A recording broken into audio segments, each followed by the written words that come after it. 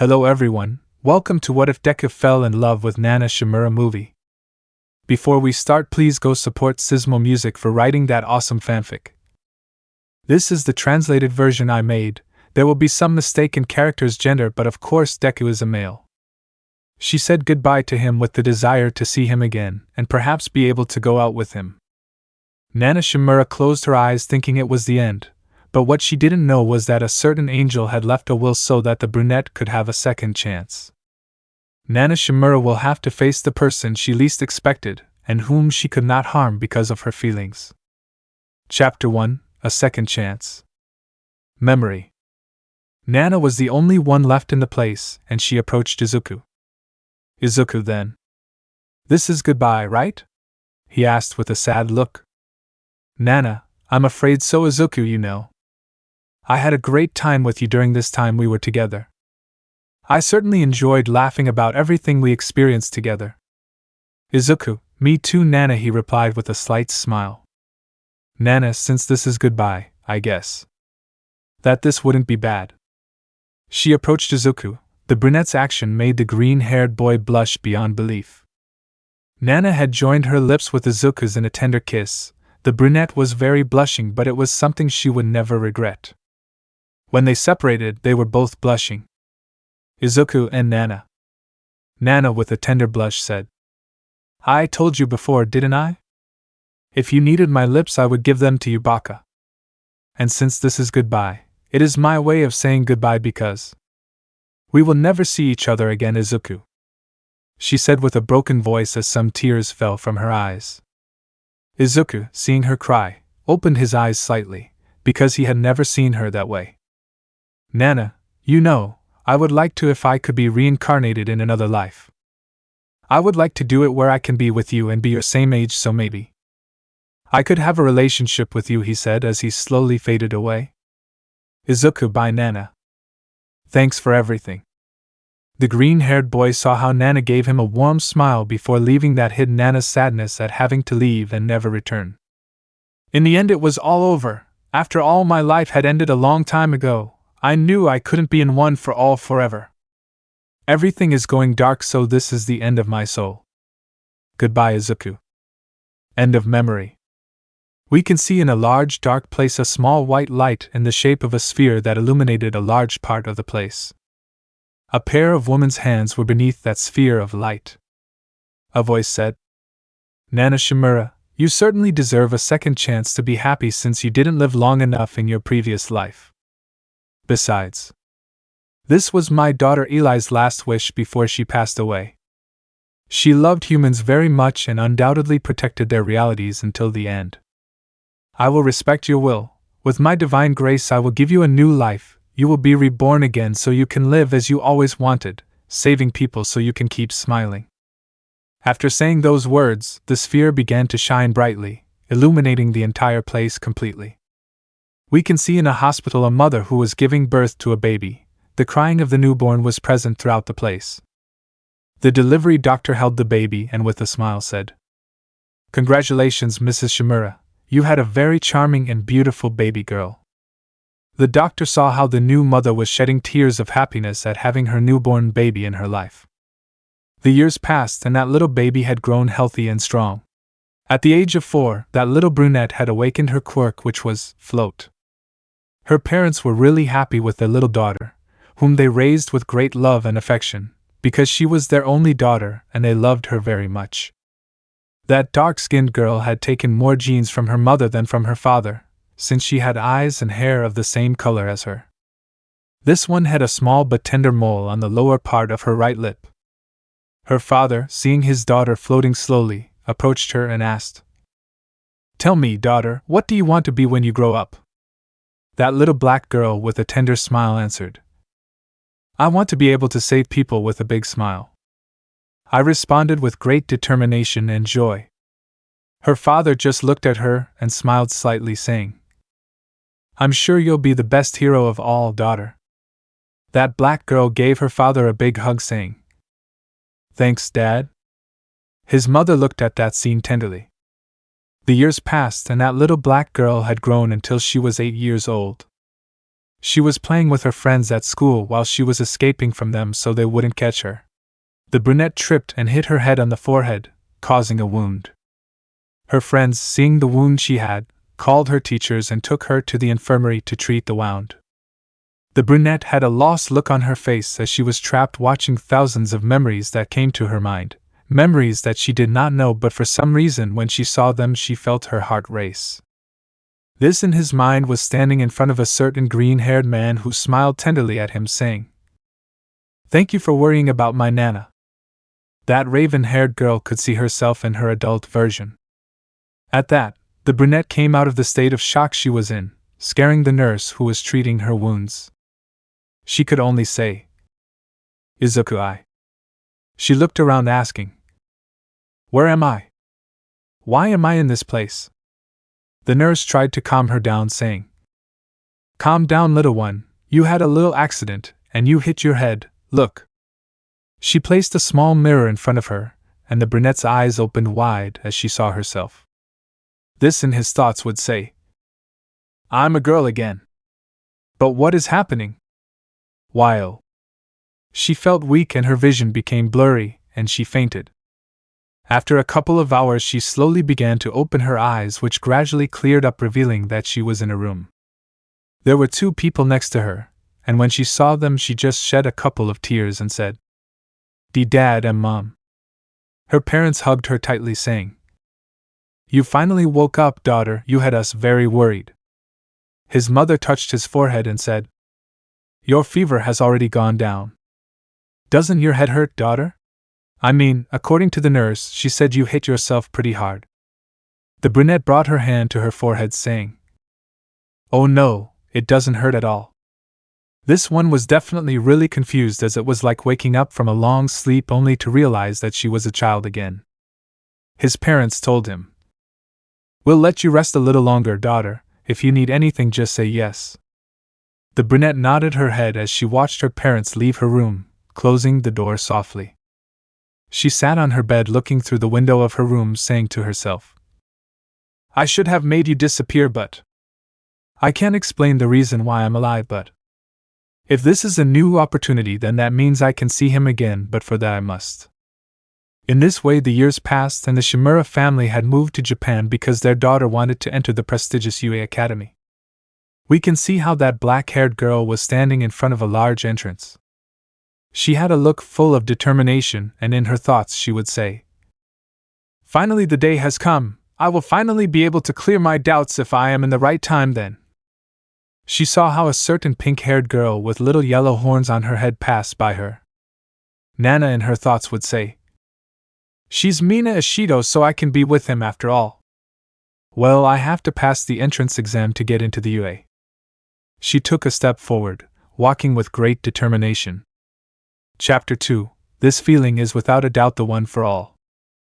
The brunette began to walk while she had a slight smile on her face. She couldn't help but turn her gaze everywhere in the hope of meeting the green-haired man, but she stopped dead when a thought crossed her mind. And if Tashinori in this life did not inherit one for all to IZUKU, then he... No, that couldn't happen, could it?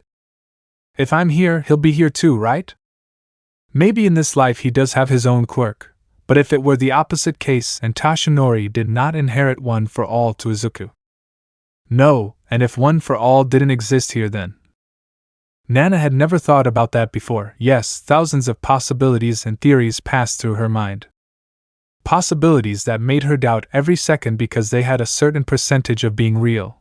But that feeling calmed down when she had a strong intuition that at some point she would meet that green-haired man.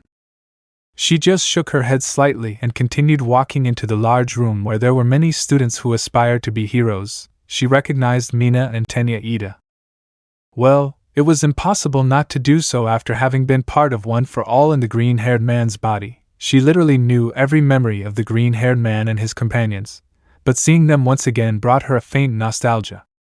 She sat in a place calmly while she saw how a certain hero with a somewhat rocker outfit, so to speak, was on the stage below. It was Present Mike. Nana in her thoughts would say, "Up to this point everything happened like in IZUKU's memories." Present Mike went on to explain the topic of points and everything necessary to pass the test. Tenya Ida raised his hand, saying the same thing as in the original story. President Mike went on to explain about the 0-point robot. Nana, having the green-haired man's memories, knew the true purpose of that robot. After finishing his explanation, the hero told everyone to head to the fake city where the practice test would take place. Nana stood up from her place and walked calmly, being the center of attention of some boys. Well, you had to admit it, the black-haired girl was very pretty, so much that she caught everyone's attention. She also had a nice body. She had prepared herself beforehand by training her body well enough to be able to pass the test. Upon arriving at the place, he met a blonde boy who had a serious look. She said in a low voice, "But it's Kaken." Nana was glad to see him because he had been Izuku's best friend.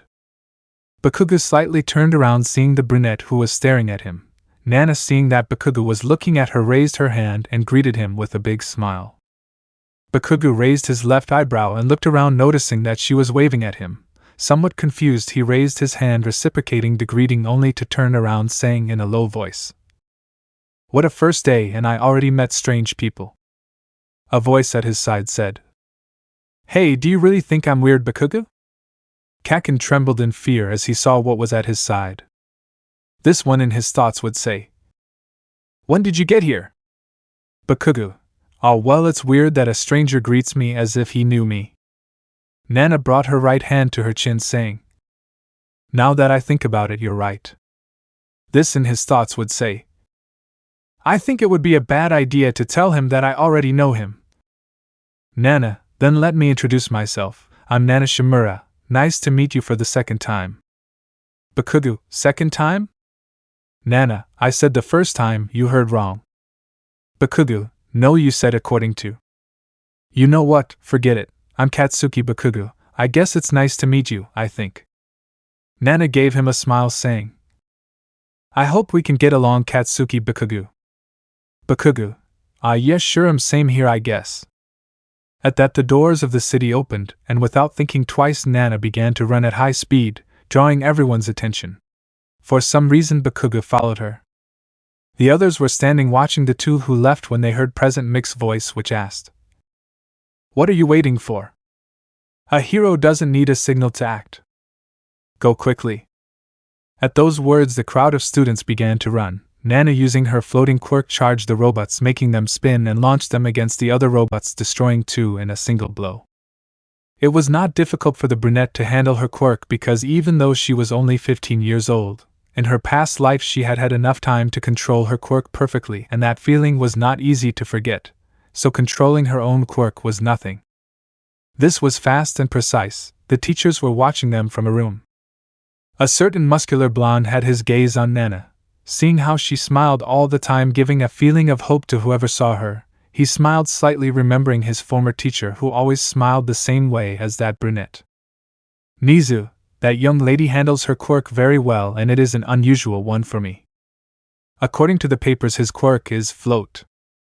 The name of the applicant is Nana Shimura.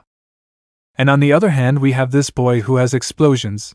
He certainly has destructive force and quite a bit of control over his gift. We certainly have some promising students this year, don't you think? All Might, you're right, Director Nizu. Nizu quietly said. I hope you can choose a good successor. These words were clear enough for All Might to hear. The blonde just agreed with his head, saying, Don't worry about that, Director.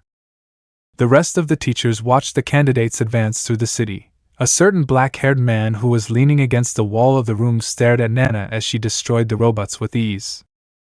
Nizu, well, it's time for the real test to begin. After saying that, one of the teachers pressed a button, causing part of the city to shake quite a bit, scaring some people a little. Everyone could see how several buildings fell, revealing a gigantic robot. Seeing it, they were speechless. Finally, the 0-point robot had appeared. The candidates, seeing how the enormous robot began to advance, destroying everything in its path, began to run away from it, because with that size there would be nothing they could do, not to mention that defeating it would not give them any points. A certain pink-haired girl was helping a brunette girl who was trapped in one of the rubble. Mina helped her up, but the robot was about to crush her with his hands. They both just closed their eyes expecting the worst. Nana in her thoughts would say, "If only I had one for all, I could easily defeat him," but she was taken out of her thoughts when she saw how a certain blonde launched himself with his explosions towards the robot, and before the hand of that robot crushed the two girls, Bakugo stood in front of them saying, "Shiny." The blonde created a powerful explosion, destroying the entire robot hand. This action surprised the teachers and the two girls. Nana just looked at this and gave a slight smile as she felt an energy begin to run through her entire body. "Nana, this is..." Red lines ran across his entire body abruptly, just like it was with a certain green-haired man. Nana clenched her fists with a slight smile and disappeared from the place beneath her. The ground had cracked a little. The brunette sped past in front of Bakugo. "Bakugo, but what?" Nana had a smile as she felt that energy to her right arm, while in her thoughts she said, "This moment he also felt this way. SMAASHHHHHH." The black-haired girl gave the robot a powerful blow on the head, destroying it completely, creating a huge gust of wind that whipped the entire place so much that the contestants had to protect themselves a little. This action left the heroes speechless, who were impressed by such a feat. Both Bakugo and the two girls and the rest of the applicants were speechless by what they had seen. "Mina, it's incredible. Bakugo, this girl."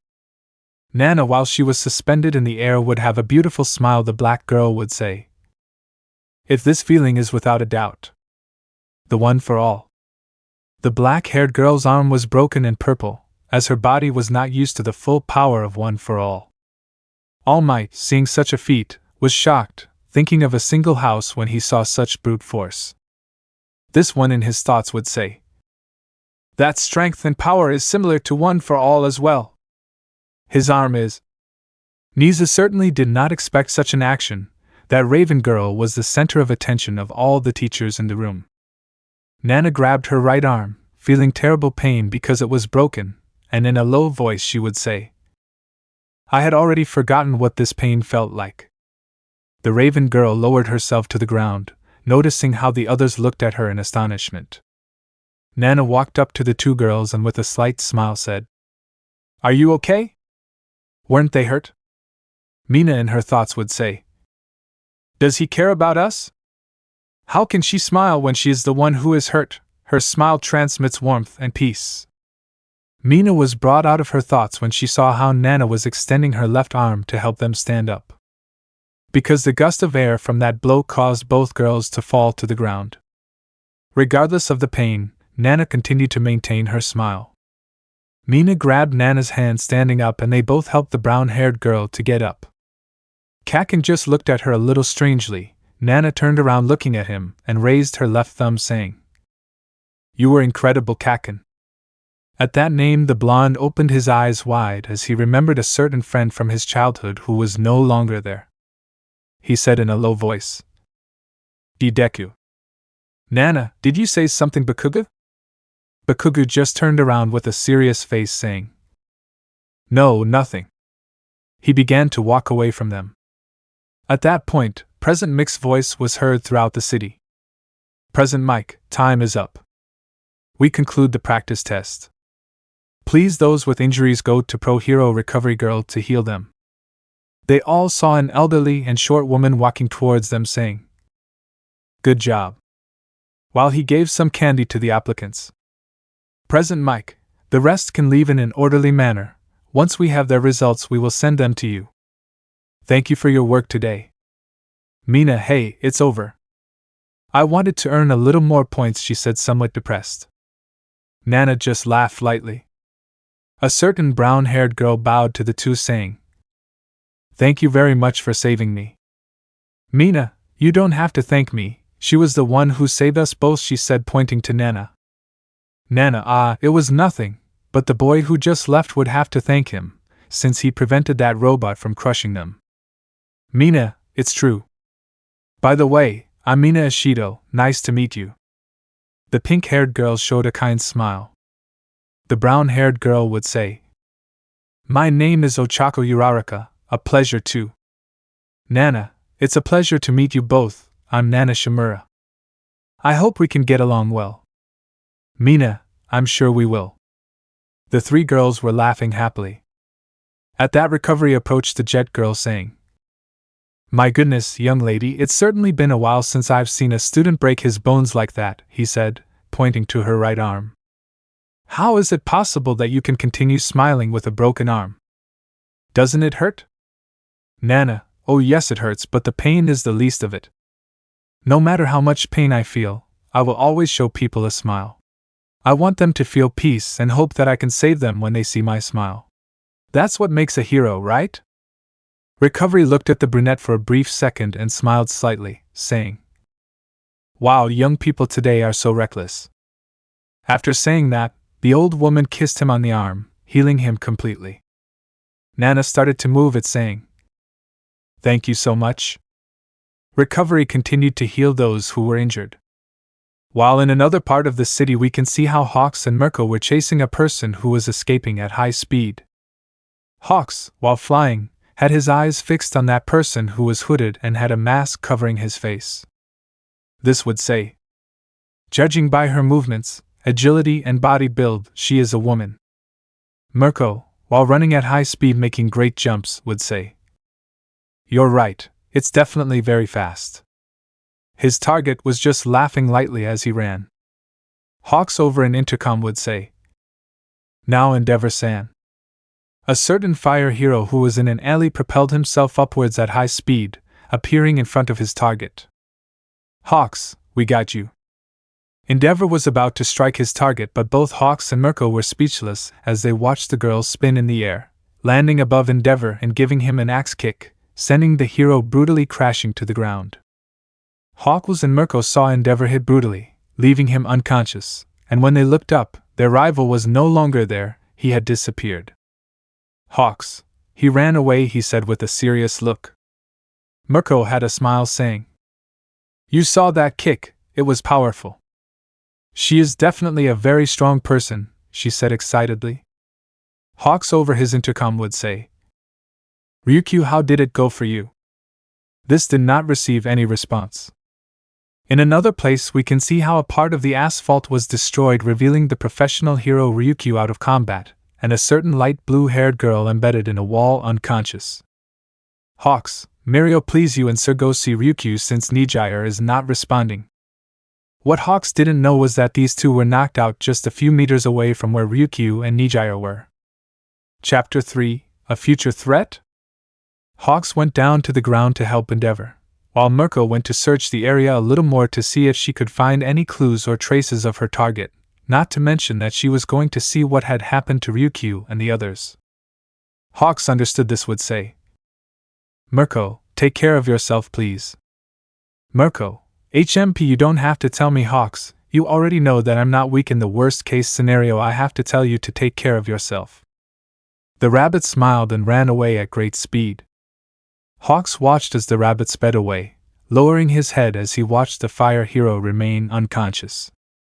He took out his cell phone and called for an ambulance for the hero. The people in the area watched the scene with concern.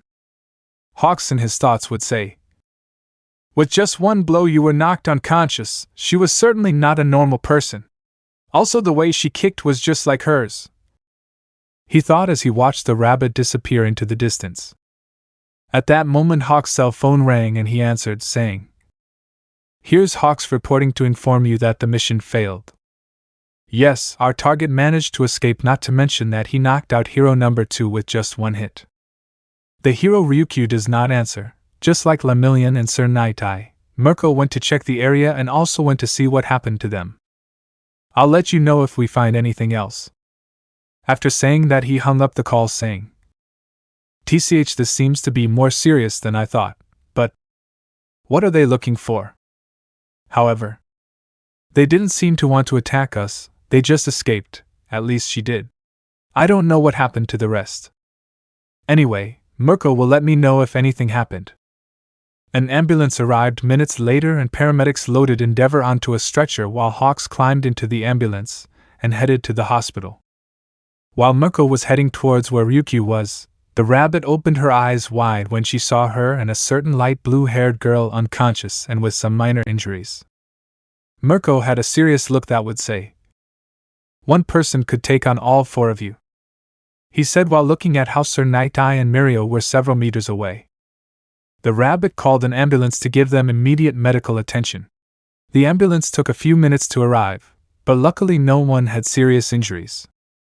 The rabbit went to the hospital because she knew Hawks would be there, and it would be easier to tell him what had happened. Meanwhile, on the outskirts of the city, on a small hill on a beautiful green lawn, under a beautiful cherry tree, was a hooded person. With a mask covering his face, he seemed to be resting. At that moment, two other people arrived. One of them was the one who faced Hawks, Mirko and Endeavor. The other was the one who faced the others mentioned. The girl removed her hood, revealing her short blonde hair. She left the mask on. The aforementioned would say, "We're back, Captain," he said happily.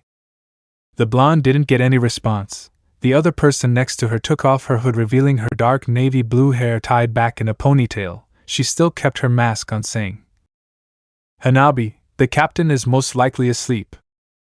The blonde just got annoyed, saying, The captain has been sleeping ever since we arrived."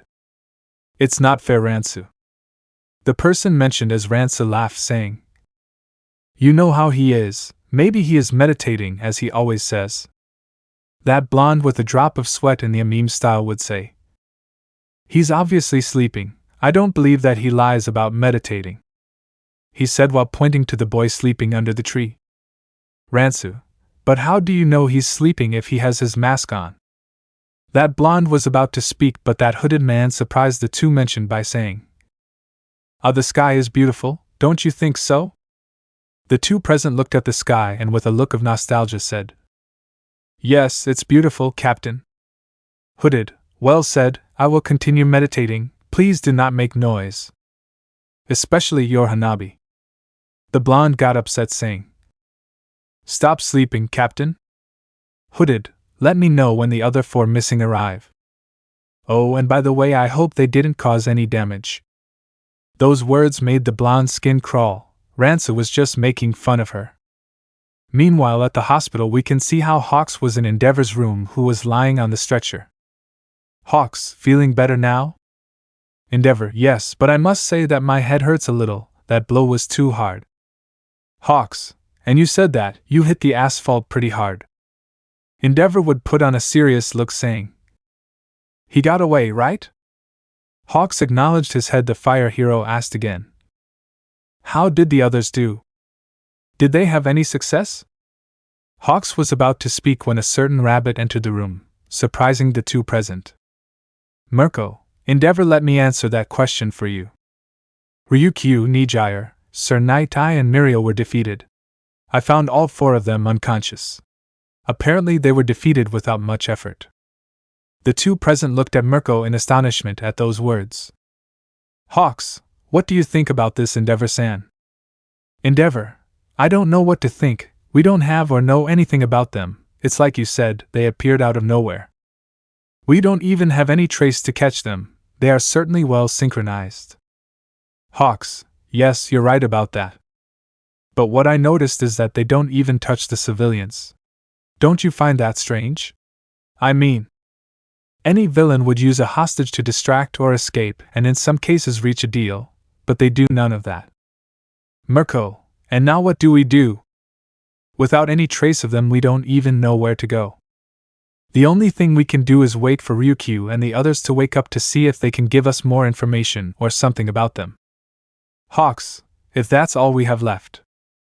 By the way, Endeavor-san, you're going to roll up your son Shoto to study at UA, right?" The fire hero nodded his head, saying, "Yes, he told me that he wanted to enter that academy. If that is his wish, I will not deny him anything." Hawks, "I see. I can't help but feel uneasy about all this. We certainly cannot rule out the idea that they are a future threat. So far there are only two, who knows if there are more, we will not know how strong their leader will be. We can only be cautious in any case." While we can see a certain brunette walking back to her house with a slight smile, this would say, "Well, now to wait for the results to start building my future as a hero. I will give hope to all people no matter what happens." Chapter 4. He doesn't want to be my friend anymore, that's why he left, right? Upon arriving home, The brunette was greeted with a warm hug from her parents, who asked her a number of questions regarding how she had done on the exam. Nana undoubtedly told them all the details with a sincere and kind smile. The only thing she omitted was about the one for all that seemed to be in her body. This had the brunette thoughtful because she did not understand how it could be possible. After telling her how she did on the test, the brunette went to her room to rest a little. Nana lay down on her bed looking at the ceiling of her room, saying to herself, "How is it possible that I still have one for all? I wonder if..." She closed her eyes, trying to enter her own mind to contact the bearers of one for all, but nothing happened and she obtained no results. The brunette opened her eyes, saying, "No, I can't connect with them. I wonder what all this means. Why do I have one for all and my quirk at the same time? Why can't I connect to other carriers?" The brunette couldn't think of anything else, because she was undoubtedly very intrigued to want to know the reason. While at UA Academy in Director Nizu's office, we can see All Might talking privately with the director. "Nizu, that young woman showed to have super strength equal to yours, Tashinori. What do you think about this?" he asked as he looked out the address window. All Might was in his skinny form, saying, "I don't know what to think about all this, Director, but that strength and speed he showed is the same that one for all gives me when I use it. I can't be wrong. Plus his arm was broken after having performed that blow. That effect is the same as what happens when a user's body is not quite ready for one for all. I say this because the same thing happened to me using it. However," he raised his right hand while looking at her, saying, "I didn't inherit one for all to anyone. How is this possible? It's like..." "Nizu, so if there were two one for all, right?" The blonde nodded his head. "Nizu, don't you think all for one could be behind all this?" "Tashinori, I don't think so, since it would be too much of a coincidence for that young girl to show traits and characteristics of carrying one for all in her body. Furthermore, all for one is held in Tartarus prison, unable to escape or use his gift," he said while remembering the last fight he had in which he had defeated all for one who had caused a large wound in his abdomen. "Nizu, you're right, and the most obvious thing would be to rule out the idea that it could be another gift similar to one for all. Since that girl showed her quirks float and one for all. We can't just let this go, Tashinori. We have a chance to keep an eye on her. Although he doesn't seem to have any other intentions, we still have to be cautious," the blonde stated as he looked out the window at the sky that was beginning to become covered with gray clouds. "Nizu, it is decided that young Nana Shimura will enter the UA without a doubt." A certain blonde man was in his room lying on his bed remembering the words of that brunette. "Well done, Kaken." Katsuki opened his eyes, turning around looking at the nightstand he had in his bedroom. What the blonde was looking at was a picture frame in which you could see a green-haired boy with freckles holding an All Might doll in his left hand, while he had his right fist raised just like his hero did. Next to the green-haired boy was Kaken doing the same pose. The blonde had a nostalgic look, saying, "It's been a while since I heard the way you always called me friend." He looked up at the ceiling of his room, covering his eyes with his left forearm, while he said in a low voice, "Why did she call me Kaken? How does she know that nickname?" In the hospital, a certain dragon along with a light blue-haired girl were slowly waking up. They both noticed how they were in the same room as they looked at each other. "Ryukyu, are you okay, Nijire?" "Nijire, yes, and you, Ryukyu-san?" "Ryukyu, I'm fine. I'm glad to know that nothing happened to you." The heroine had a slight smile upon seeing her charged student safe and sound. At that moment the door of the room opened, revealing a certain hero with red wings who would say, "I'm glad to see you girls are already awake." Hawks pulled out a chair and sat across from the two of them. "Ryukyu, I'm sorry, as a hero I failed the mission." "Hawks, don't say that, Ryukyu, we failed too." "Nijire, really?" "Hawks, yes, so much so that they left Endeavor-san unconscious with a single blow." Ryukyu was somewhat surprised to learn that they defeated the number 2 hero so easily with a single blow. "Hawks, Nijire, Ryukyu-san, please tell me in detail what happened on your mission." Nijire and Ryukyu stared at each other, nodding slightly. "Ryukyu, You see, Nijire-chan was chasing the target, attacking it with her energy waves, but Nijire, he was extremely fast. So much so that in a flash he disappeared from our sight, placing himself on top of Ryukyu-san, only to hit her in her weak spot, leaving her unconscious in seconds. Seeing how Ryukyu-san fell to the ground, I went down to help her, but in a fraction of a second, the target came face to face with me and kicked me, sending me crashing into a building, leaving me unconscious. Hawks, did you see his face, Nijire-chan? The light blue-haired girl tenderly shook her head, saying, No, he was wearing a mask that covered his face. That boy was definitely fast. Hawks, so it was a guy. Our target was a woman because of her looks and build. Ryukyu, who will they be? But if they are more like that boy, then they should not be underestimated. That boy possessed inhuman speed. I couldn't even follow it with my eyes anymore. I found my weak spot like it was nothing. Hawks, I understand. I don't think they have any information on us. Without even a trace, we cannot know their location. They just appeared out of nowhere. What will their objective be? Ryukyu, I don't know, but this whole thing has a bad feeling. Hawks, I know, Ryukyu-san. I wonder what Mirio and Sir said to Mirko. You don't know it, but just a few meters from where you were, they were both unconscious. Ryukyu, even Mirio with his quirk was defeated. Hawks, yeah, I wonder if Sir could use his quirk on one of the targets. That would be really helpful. Returning to our brunette, she was remembering that kiss she had given the green-haired man before dying.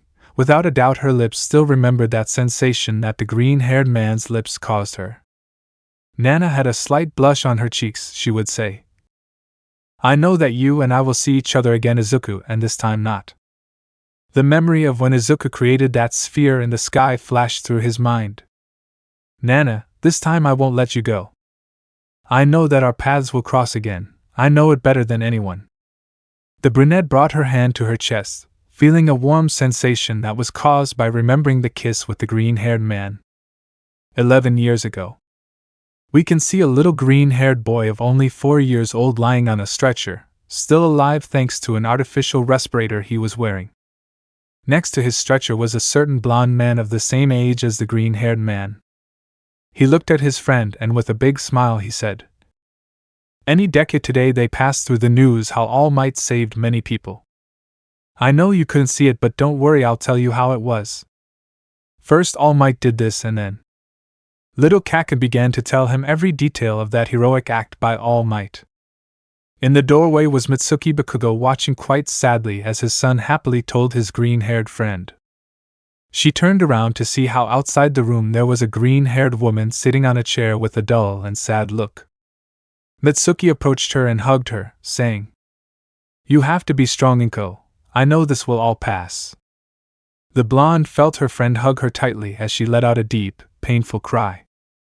Mitsuki couldn't hold it in any longer, and also started crying with her friend, because she also saw the green-haired man as if he were her own son. At that point she felt a small hand touch her back. They both separated from the hug, seeing a little Bakugo who looked at them with great concern and asked, Mom, Mrs. Midoriya, why are you crying? If it's because of Deku, don't worry. He pointed to the room, revealing that on one side of the stretcher on a small nightstand there was an action figure of All Might that the blonde had brought. Kaken, I already left my All Might action figure to take care of him. I know All Might will take good care of him. You'll see that Deku will wake up soon.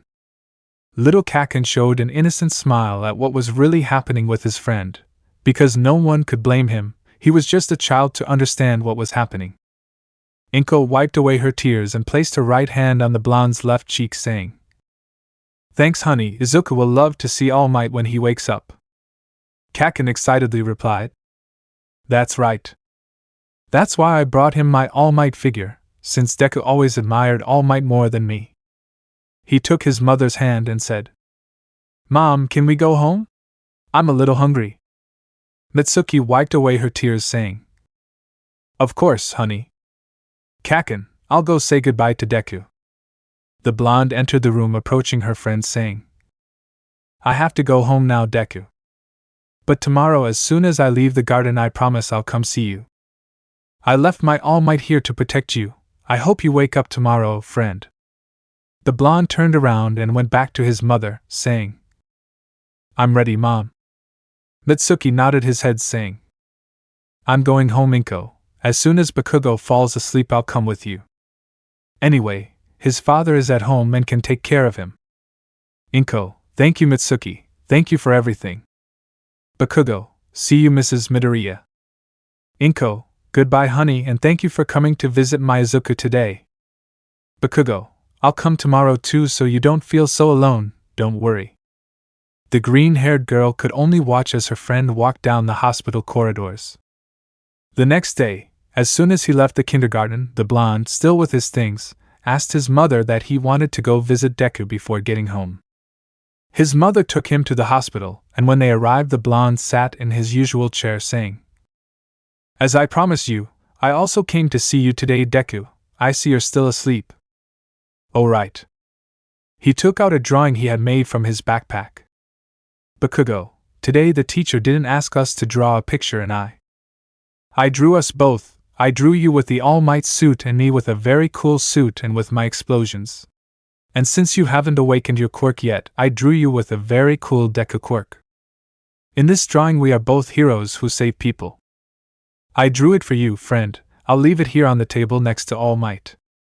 Oh, and I also bought some All Might cards. They are limited edition. This was the last one I had.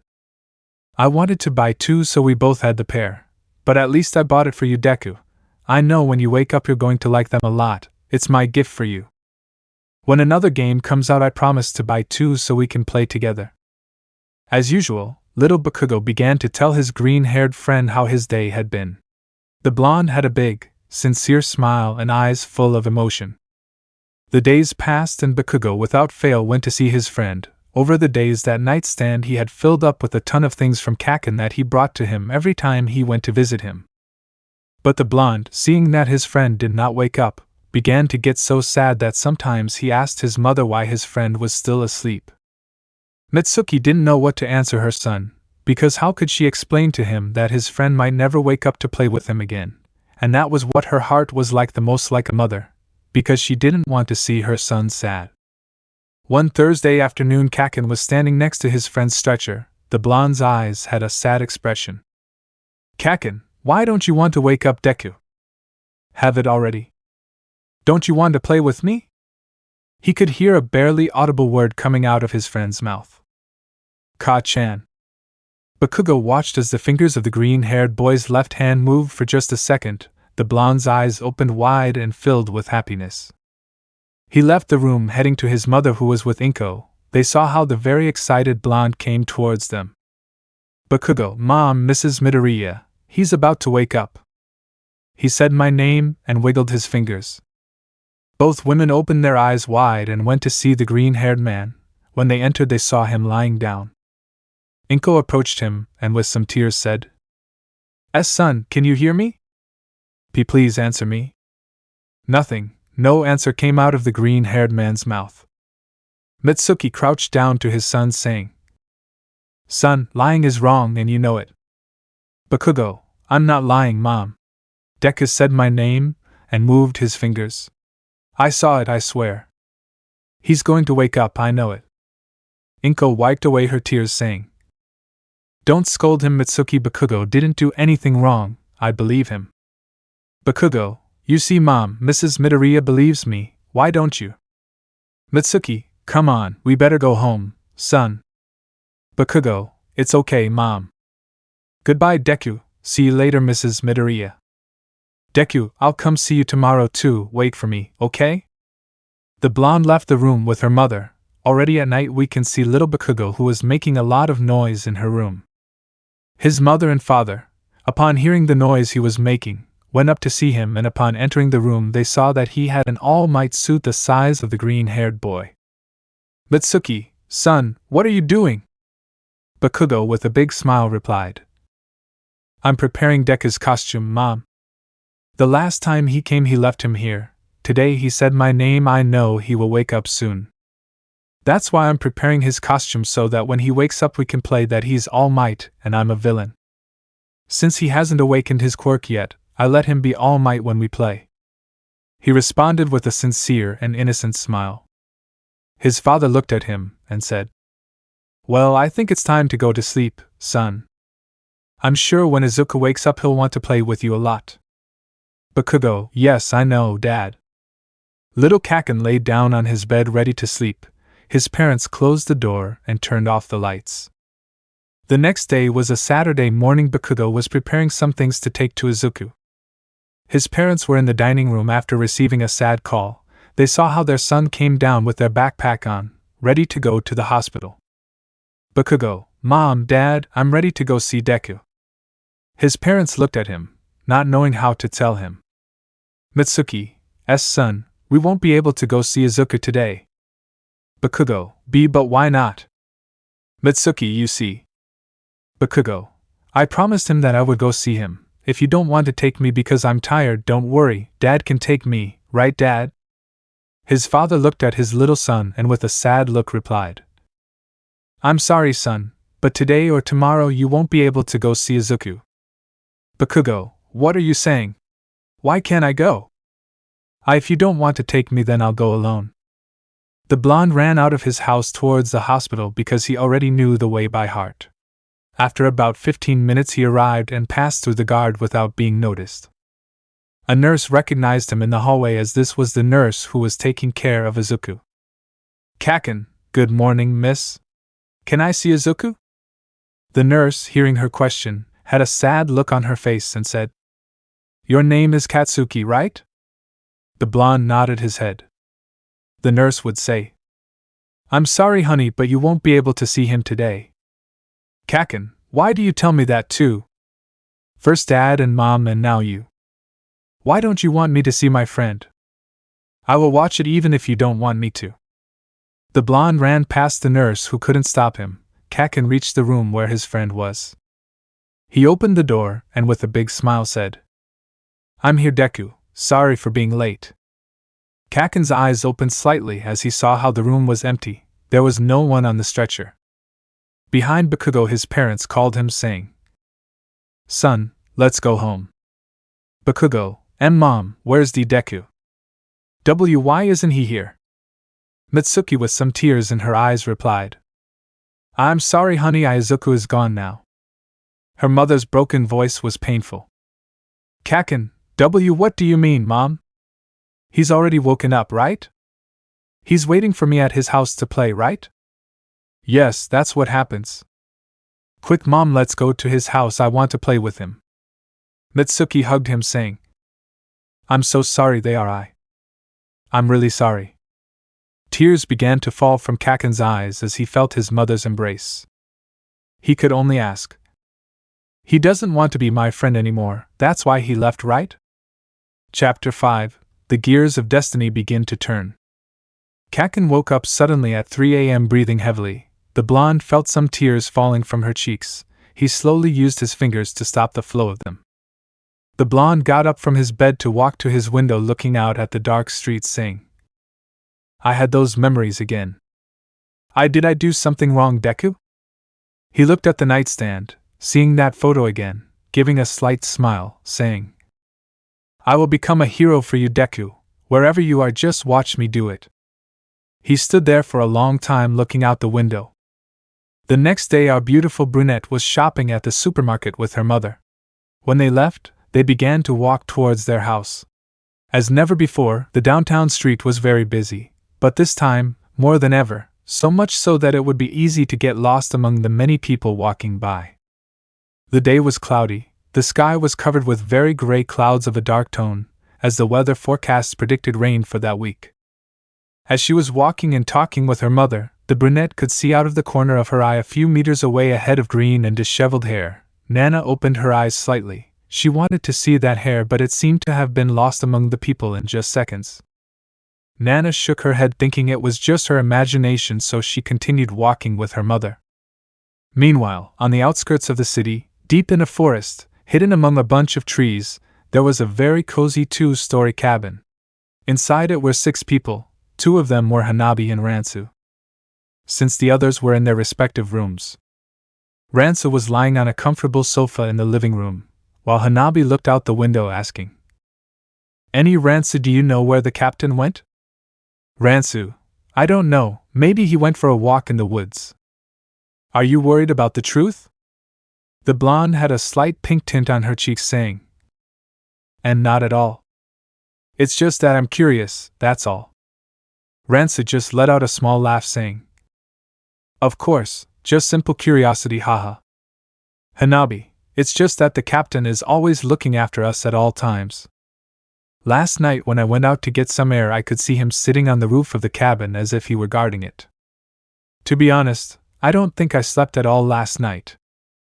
Ransu gave a slight smile, saying. You're right, even though he never showed a smile, he takes care of us all. Sometimes I wonder what the captain's past was like. To tell the truth, we don't know anything about him, but he knows our food preferences, when we are sad, when something bothers us.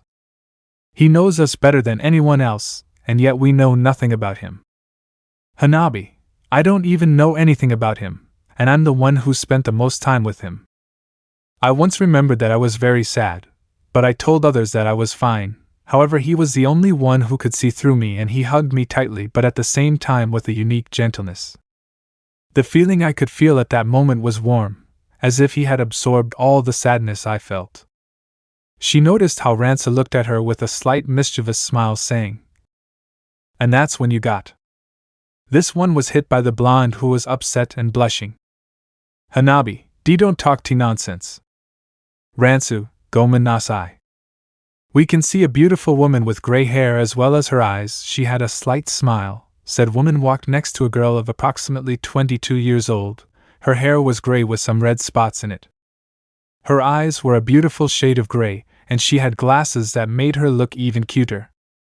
The beautiful girl had some bags with some ingredients for cooking, while the woman carried a basket full of red apples. This one would say, Fuyumi, daughter, don't you want me to help you with the bags? Fuyumi, no mom, I can do it alone, she replied with a beautiful smile.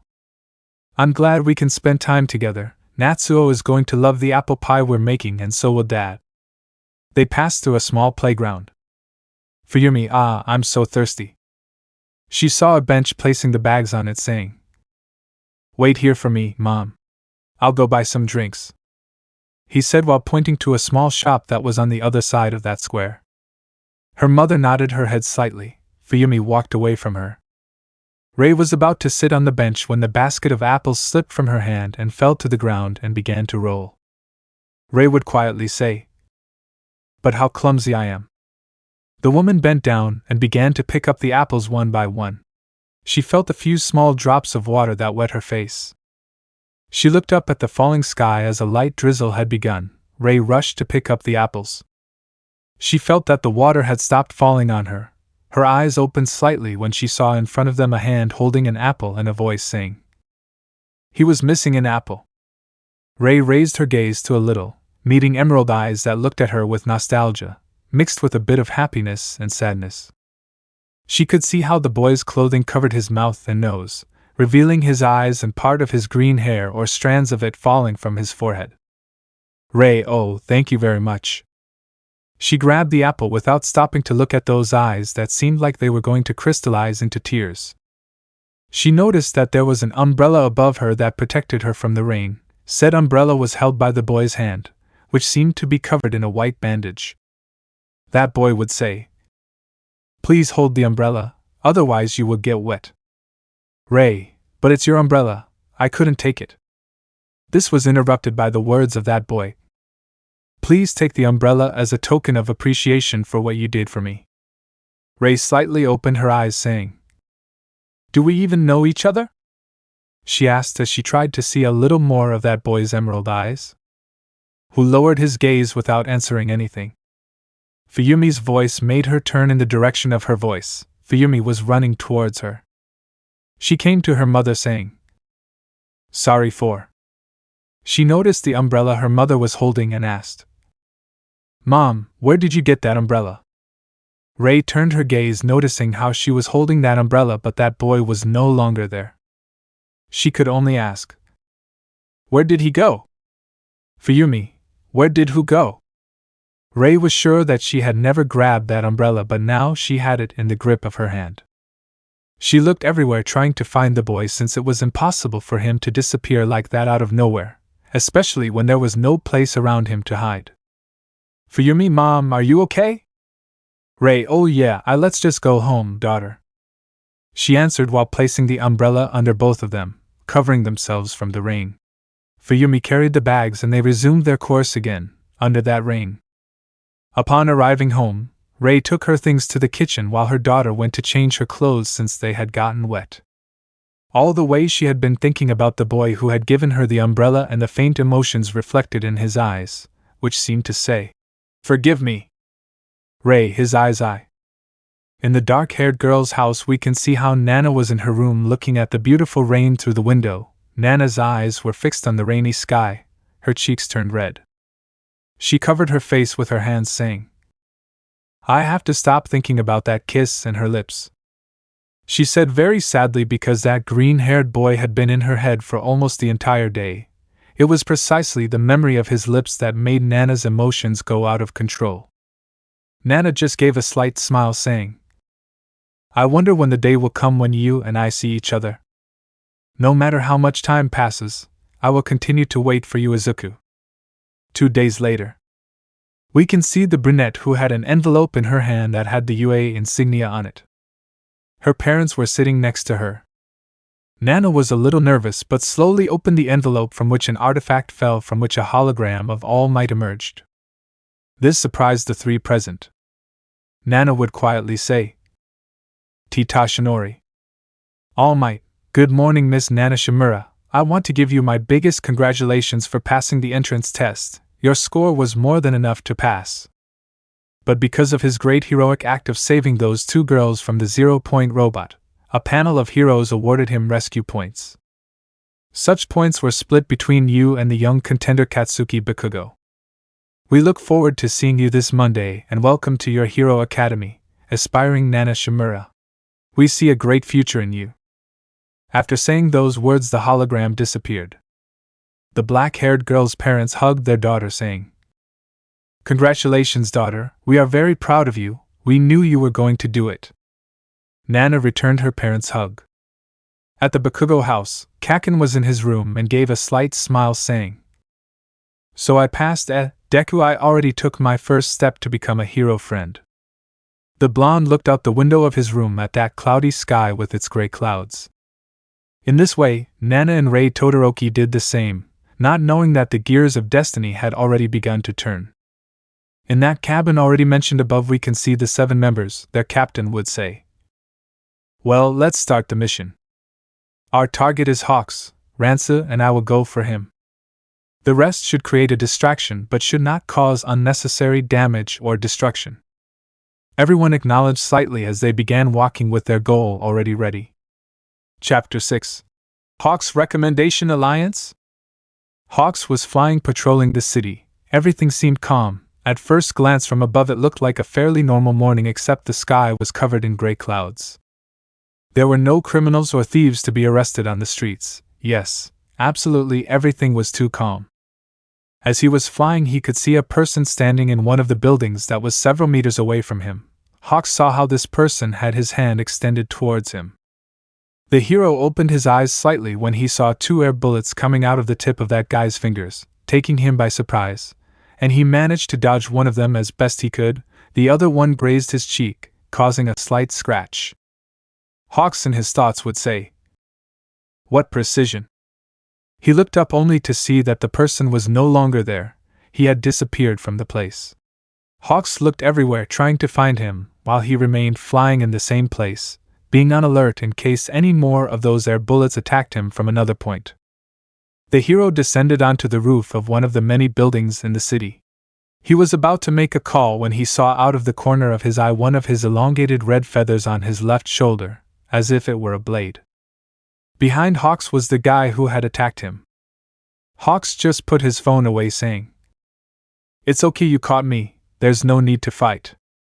He tried to be as calm as he could while slowly raising his hands. IZUKU withdrew that feather, returning it to Hawks, and with a voice he would say, "Pro Hero Hawks, I won't take up much of your time, I'm just here to say a few words to you. It will be up to you whether you listen to them or not, As long as you know how to value your life, of course. Hawks, okay, but if it's not too much trouble, could I ask you a question? Izuku, first listen to what I'm going to tell you, then I will answer any questions you have as long as it is within my possibilities. Hawks, I see, then I'm all ears. He slowly turned around, looking at the subject, perfectly noticing how that person was his same height. His suit at first glance was a little intimidating because it gave him the appearance of a villain. Note, the suit would be from the current Deku Seinen. I don't know about you, but Deku Seinen looks more intimidating. End of note. Hawks could notice the mask he was wearing as two emerald orbs shone in the black part of his eyes. Izuku, if you value your life, I would follow you to stop working for the government, if you want that future where heroes have so much free time to rest to come true. Hawks opened his eyes wide because he had never told his dream to anyone and that person knew it. Without being able to avoid it, his look became very serious, and before he could speak, that person interrupted him, saying, "At this point you're probably wondering how someone knows about your desire, right?" Hawks gave a slight smile, saying, "You read my mind." Izuku, before you ask the question if he can read your thoughts or something, I'll tell you no. I simply know everything necessary about you, the reason why you are working for that organization that lies to society by showing it a world full of lies. Tell me something, Hawks. Why do you think the former hero Lady Nagant did what she did before being locked up in Tartarus prison? Hawk just opened his eyes wide at such a question. Izuku, she realized how much this society is. And to change it, difficult decisions need to be made. But I won't digress now. Hawks could feel how that guy's eyes had clearly fixed on him, intimidating him a little. Seconds ago I told you that if you value your life you should stop working for the government, but since you are who you are, I know you won't. If you want the future you long to come true, then I ask you to work for me. Hawks, work for you? Izuku, that's right, I want you to keep me informed of every move your superiors make, so that you remain under their command. Maybe you don't know it, but they are hiding something from us. I know firsthand that you will not trust me. Since at first glance I am a stranger to you, and even more so with the clothes I have, I give the impression of being a villain, but I am not what I appear to be. Just like you, I want to create that future where there can be peace. We have no intention of harming anyone, nor do we want money or anything like that. My boys already told me that some heroes were chasing them. Mirko, Endeavor and I went after one of mine. I'm sorry if she gave you trouble. But if she sees the need to fight, she will do it. Ryukyu, Nijire Hado, Sir Night-Eye and finally Lemillion were the ones who faced another of my companions. If you come after us without us having done anything or harming anyone, then we will not hesitate to defend ourselves. Let that be very clear to you, Hawks. If you were to hurt even one of them, then... Hawks could feel the atmosphere tighten, putting great pressure on his body. That feeling and pressure was caused by that person. Izuku, then I won't hesitate to eliminate them if necessary. But I don't want to have to do that. I'm not a killer, but if I have to become one to protect them, then I will. Now I will need your help. Tell me, will you help me? Will you help me create the future you so desire? Hawks looked seriously at the subject who was waiting for his answer. As he prepared to answer, a loud bang was heard below in the city. Both Hawks and Izuku turned their attention to see what was happening. On the streets you could see a very muscular guy who had a kind of vowel in his mouth and a pair of broken chains on his wrists. This one had his eyes rolled back in his head and seemed to be out of control as he was throwing cars into the air. One of those cars was about to fall on top of a mother and her little daughter. Hawks, seeing this, spread his wings ready to activate. Izuku would say over an intercom, "Ransu." He received a response from his companion.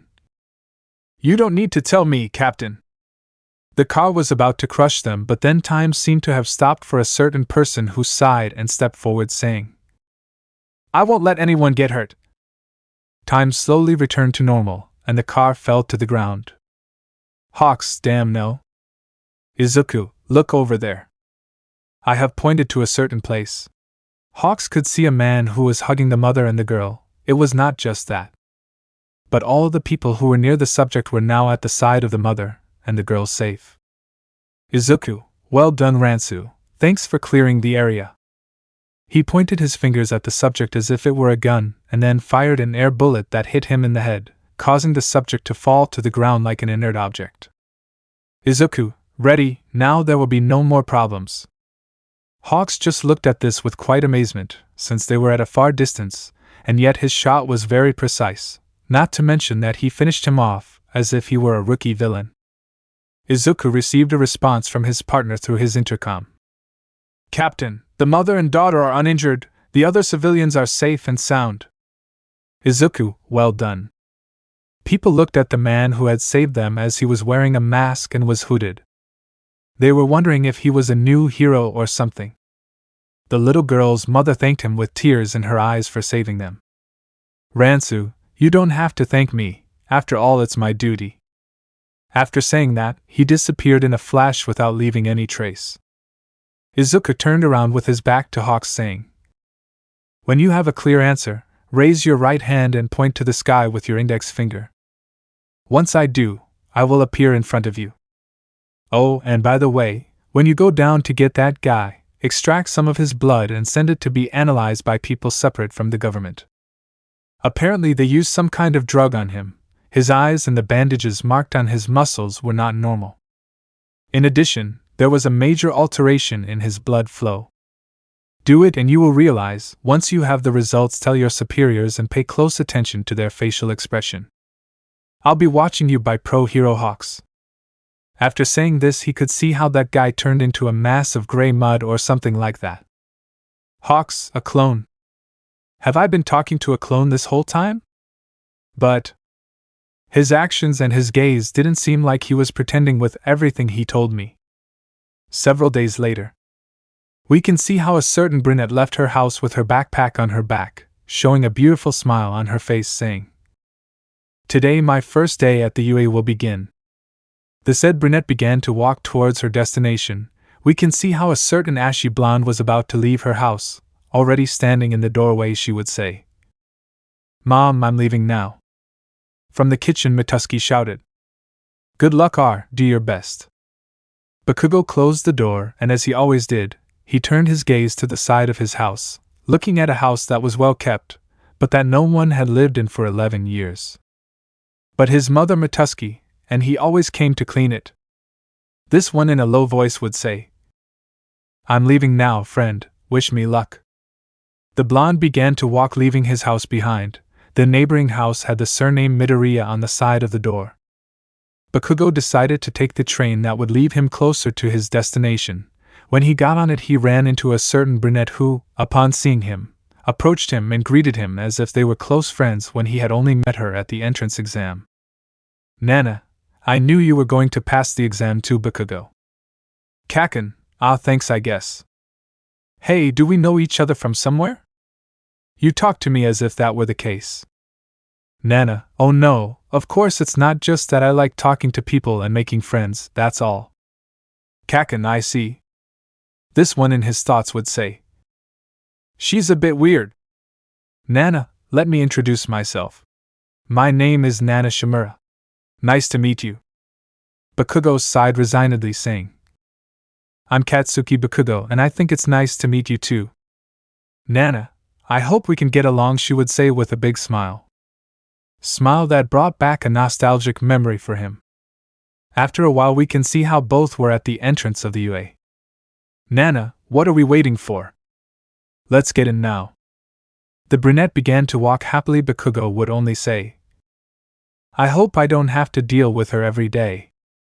After walking for a few minutes, they found their respective classrooms and, as if it were a coincidence, they were assigned to the same class. Nana looked at him, and with a big smile she would say, "Let's give it our best, partner." Bakugo, "Oh yeah, sure." He opened the door to the room and met some people who would be his classmates. A certain pink-haired girl saw the dark-haired girl, and with a big smile and excitement she waved at her. Nana smiled at Mina and approached her, starting to talk. Mina looked at Bakugo out of the corner of her eye and approached him, saying, "Hey Explosion Boy, thanks for saving us from the 0-point robot."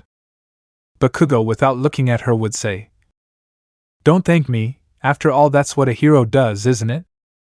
Mina smiled at him, saying, I'm Mina Ishido, nice to meet you, I hope we can get along. Bakugo, oh yeah, I say the same thing. A certain brunette entered the room, and upon seeing the ashy blonde, she thanked him and introduced herself to him. Several students began to arrive. Nana already knew them all and was very happy to see them again. She noticed that a certain perverted dwarf was not there. Note: in this story Mineta God would not have passed the exam, although in the original story I don't know how the hell he did it, but oh well. End of note. Aizawa introduced himself to them like in the original story and asked them to put on their sports suits and head to the academy field. Within a few minutes the entire Class 1A was there, and before Aizawa could explain the exam to a certain rodent interrupted him saying, "Good morning Class 1A, sorry to interrupt your class Aizawa." "Aizawa, Principal Niza, is that you? To what do I see your visit?" "Niza, you see, I bring you this young girl who from today will be part of Class 1A. She entered by recommendation just like Miss Momo Yayorozu and young Todoroki." Nana and the others saw that next to the rodent was a girl with red hair and blue eyes. She seemed to be very shy as she had her gaze down while playing with her fingers. "Aizawa, I see, so he came in on recommendation." "Nizu, if the professional hero Hawks was the one who recommended her." "Aizawa, Hawks? I understand." "Nizu, please miss, don't be shy, you can introduce yourself to your classmates without embarrassment." The redhead, somewhat embarrassed, would say, "And my name is Mirai Mai." Nizu just gave a slight smile saying, "But how shy. Please guys treat your classmate Miss Mirai Midoriya well." Hearing the last thing, Bakugo and Nana only opened their eyes slightly at the last name he had. Chapter 7, Visiting the Past. Aizawa's Test. "Nizu, well that's all Aizawa, you can continue with your exam, I won't take up your time anymore, do your best guys, I expect a lot from all of you." The boys in unison would say, "Yeah." The rodent gave a slight smile to the redhead saying, "I expect the best from you, Miss Midoriya." The girl known as Mirai nodded her head somewhat sadly. "Aizawa, okay Midoriya, please join the rest, you arrived just in time, I was about to explain to you what this exam would be like." The red-haired girl joined the group with a rather shy attitude. She stood next to a certain dark-haired girl who showed her a kind smile, while saying, "Welcome, I'm Momo Yayorozu, let's give our best together." Mirai, seeing the brunette, gave a slight smile of joy saying, "Why yes."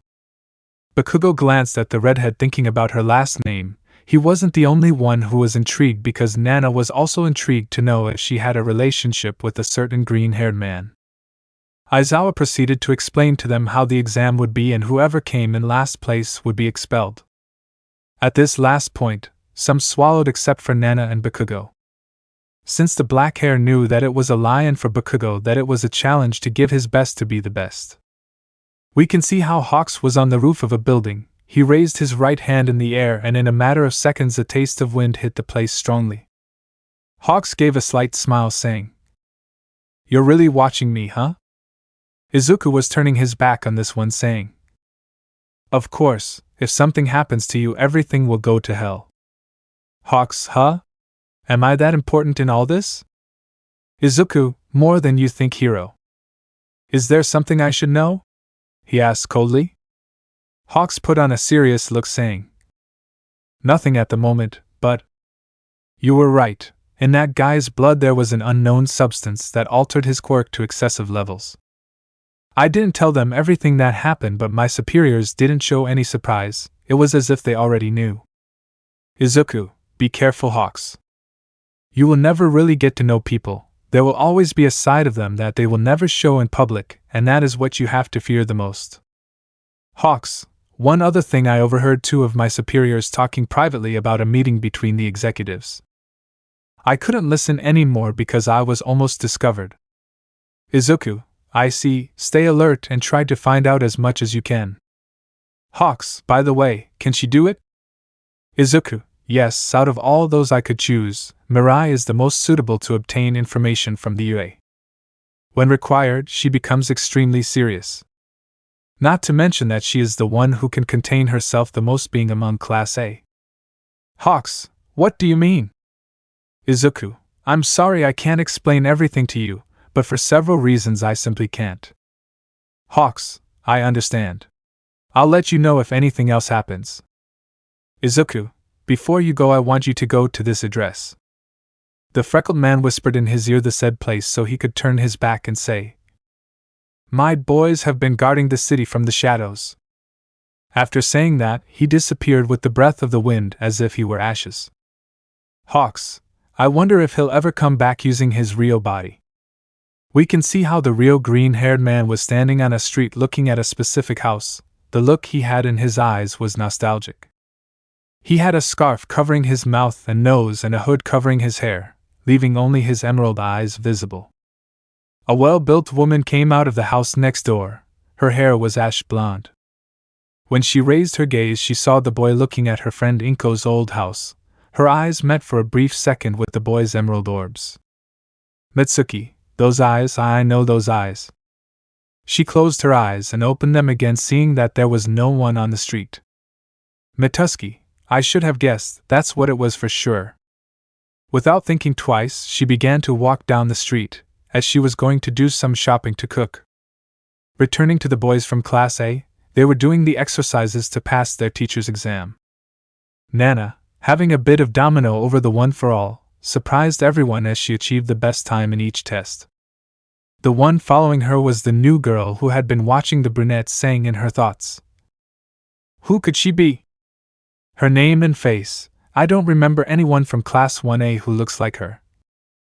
Bakugo gave his best, showing his determination to become a hero. Aizawa saw how those three had a unique and exceptional potential. Finally, the last test had arrived, which consisted of standing inside a circle and throwing a ball as high as they could. Aizawa, Shimura, since you'll be the first to pass. Nana, yes. The brunette stood in the circle with a smile, while in her thoughts she would say, Remember the feeling he felt when using the full cowl? Izuku's image crossed her mind, and she gave a slight smile and threw the ball with 8% of one for all. Creating a powerful taste of air that sent several of his companions back, Aizawa only slightly opened his eyes wide in astonishment. Nana would quietly say, I want to be like him. The ball fell to the ground and Aizawa's scoreboard sounded, showing the height it reached, which was 1,870 meters.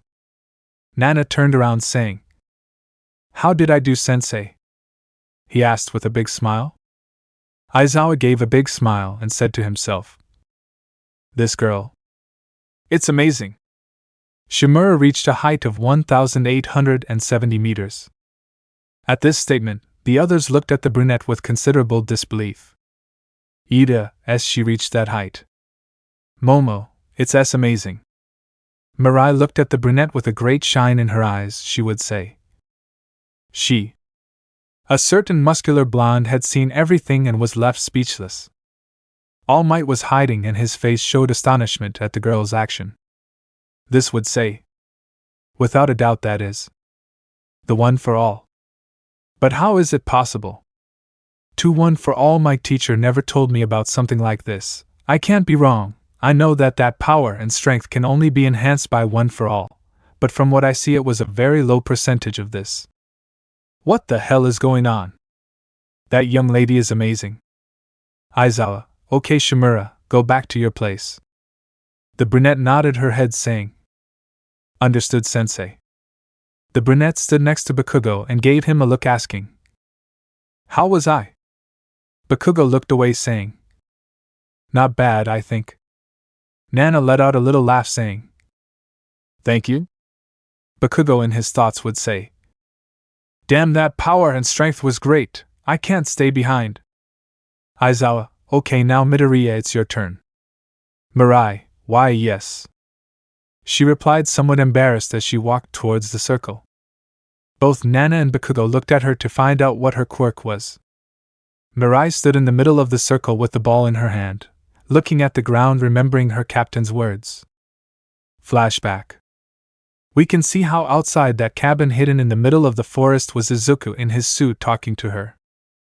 Izuku, Mirai, you will enter the UA. We will change your last name since otherwise it would be very obvious that you would be related to them. you know who I'm talking about. I'll ask you to keep an eye on Class A for a while and report back to us on what happens in there. I'm counting on you. You are the most suitable to do this, I trust you. We will be fine, and please control your emotions when you see them.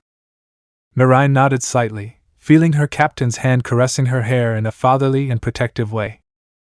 Izuku, I will protect each and every one of you, risking my life if necessary. I promised her. I know you will give your best, Mirai. Mirai, I won't let you down, Captain. Izuku, I know you won't. End of flashback.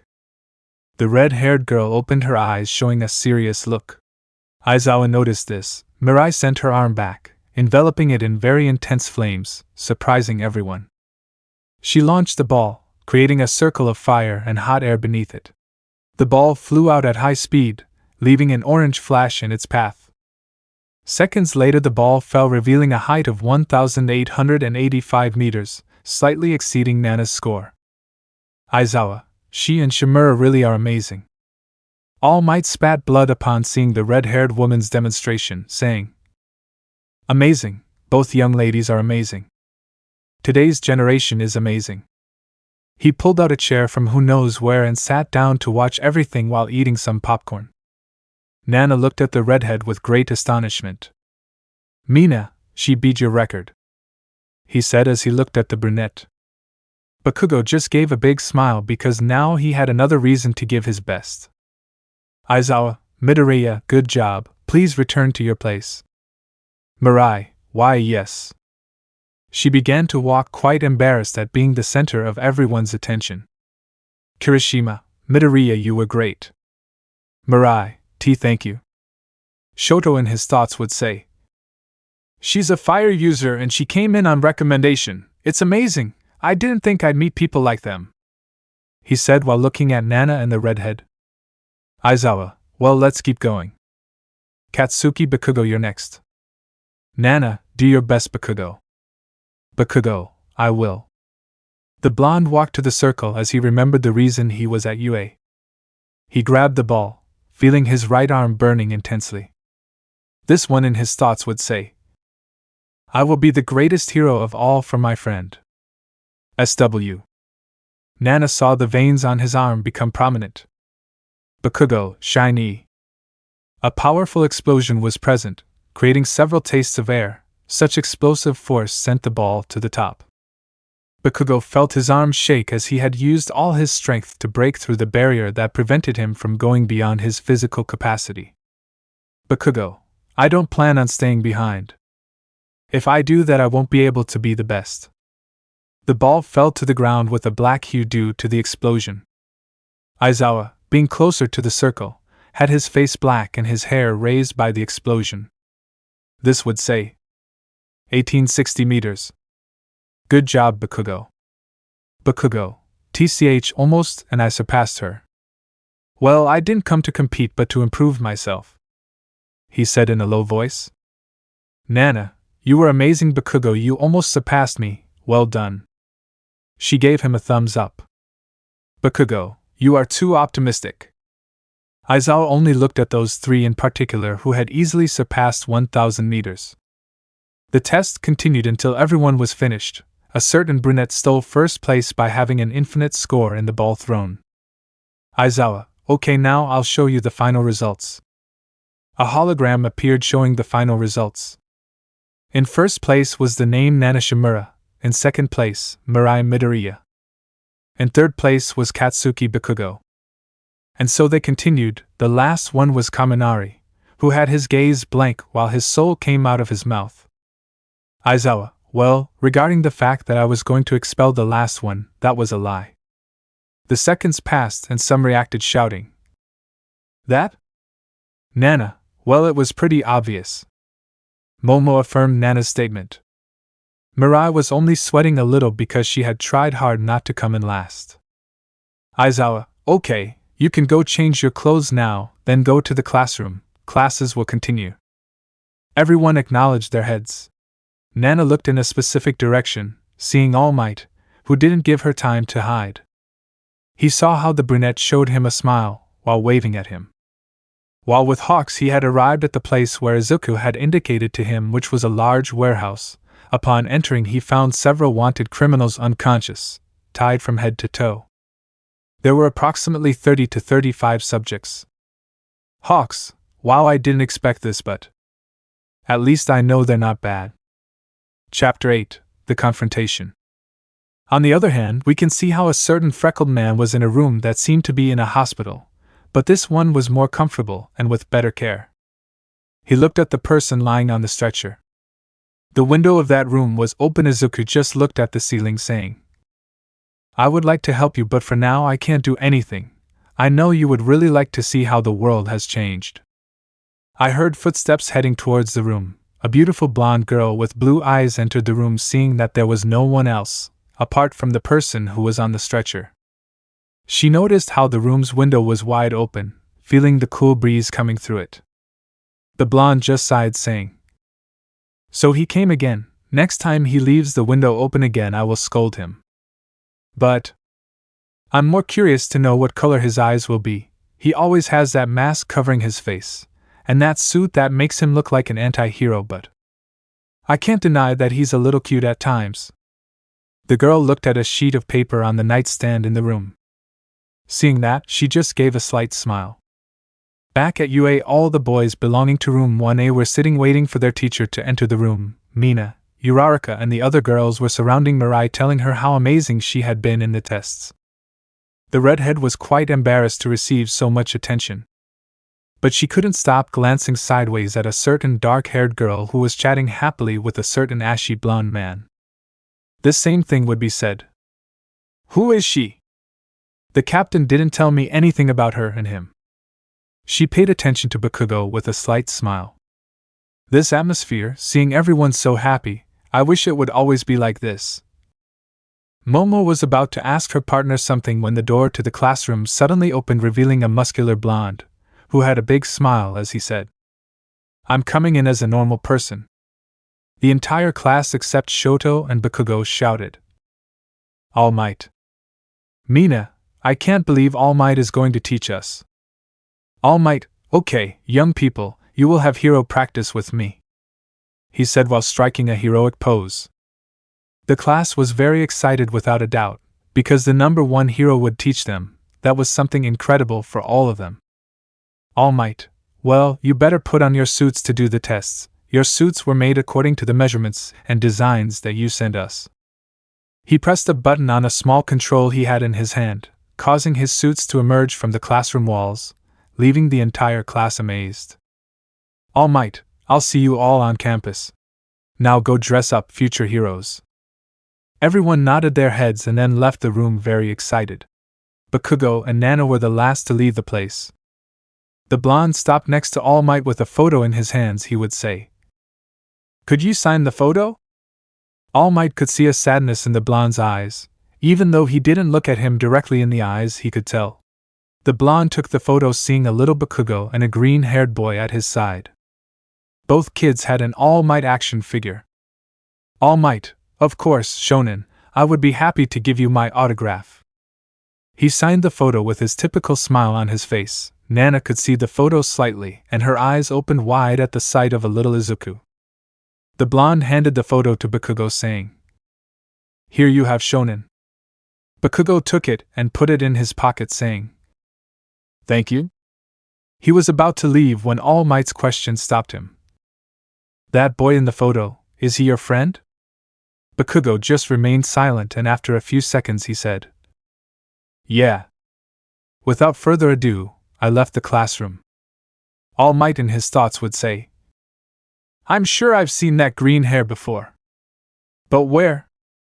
He noticed how a certain dark-skinned girl was staring at him, so he asked, "Is something wrong, miss? Would you like an autograph from me too?" Nana just smiled warmly at him, saying, "It's not just that." She gave him a hug that surprised the hero. "Nana, I'm glad to see you again." She parted, saying, "See you outside on campus, All Might Sensei." The brunette left, showing him a big smile. All Might, seeing that smile, remembered his master. It was the same smile. Yes, the brunette's smile transmitted a peace that made you feel protected. How was it possible that both smiles could convey the same feeling? He just gave a slight smile, saying, I will do my best to make each and every one of you become great heroes. On the other hand, in the city we can see how on the roof of a high-rise building was IZUKU in his usual suit. He watched people walk peacefully through the streets, carefree, living a normal life. Through the intercom the voice of one of his companions would say, Captain, there are no villains in this area, it's completely clear. IZUKU, I understand. Ransu, Hanabi, Ryu, Reiji, Katia return to the cabin, take off your hero outfits, put on casual clothes and go out for a walk around the city. You have the rest of the day free. Ransu, arigato captain. Katia, you are the best captain Naya. Hanabi, aren't you coming with us, captain? IZUKU, no, I have other things to do and I will watch the entire city. You guys go and enjoy the city. Hanabi, I understand. See Captain WL, I was wondering. What if you and I could go out for a walk around the city one of these days? Katia, Naya, are you saying you want to go on a date with Captain Hanabi-cha? Hanabi, and no, just. IZUKU, I would love to. I promise we will go out for a walk, Hanabi. The others would say, Long live the new couple. Hanabi, stop, don't say those things. IZUKU, if you keep bothering me, I'll regret giving you the day off. Everyone apologized and stopped talking, saying goodbye to IZUKU. IZUKU was sitting on the edge of the building as he looked at the sky. At that moment someone sat down next to him. It was a certain red-winged hero who had 2 espressos in his hand. Hawks, so here you were, mate. He extended his hand to her, giving her the coffee. IZUKU grabbed him, saying, Thank you. Hawks, you're welcome. The villains are already in prison. Several of them were sent to Tartarus. Well, they were wanted for several serious crimes. IZUKU, I know, that's why my boys caught them. Hawks, I wish I could thank them too. This view now is the one I want to see every day, seeing people walking around carefree. Those heroes have so much free time that they don't know what to do with it. IZUKU, we will make that future a reality no matter what it takes. Hawks, I'm counting on you, buddy. IZUKU lifted his mask slightly, taking a sip of his coffee. Returning to the UA, we can see how all the boys were outside the campus, each one with their hero costumes. Some were talking to each other. Bakugo was leaning against a wall with his eyes closed. As a certain voice already known to him would say, Your suit looks great, Bakugo. He opened his eyes, meeting a certain dark-haired girl who had a look full of emotion. Nana was wearing her black hero costume. She had a white cape, white gloves as well as her boots. Nana, having trained before, had a more worked body compared to the other girls. Bakugo just looked away, saying, Your suit looks great, I guess. There was no expression on his face. Nana smiled at him and said, Thanks, Bakugo. Bakugo in his thoughts would say, I bet he would have liked to experience this and see his outfits. At that a person approached them, calling their attention. Bakugo and Nana looked at that person, seeing that it was a certain redhead. Mirai hello? Excuse me, your name was? Nana, I'm Nana Shimura, she replied with a big smile. Mirai, and nice to meet you. Well, you already know my name, but I'll introduce myself again. I am Mirai. Bakugo, Midoriya. The blonde approached her, putting himself face to face, without taking his gaze off her while he said, I'm curious about your last name. Mirai got a little nervous under the blonde's cold gaze. Nana hit him on the head, saying, Don't look at her like that, silly. Don't you see that you made her nervous? Bakugo, why are you hitting me weird? That's my usual look. I don't have another one, he said while rubbing the part where Nana had hit him. Nana, please excuse him. He had that look when I first met him too. You'll get used to it. Mirai, I understand. Why do you want to know about my last name? He asked curiously. Bakugo, well, you'll see. This was interrupted by the words of All Might, who explained to them what hero practices would be like. Everyone was already in that fake city and All Might was putting the groups together. The first group was Nana Shimura Mirai Midoriya Heroes vs Katsuki Bakugo Tenya Ida Villains.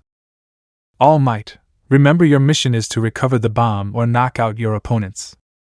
Teamwork is essential in these tests. I wish you luck and do your best.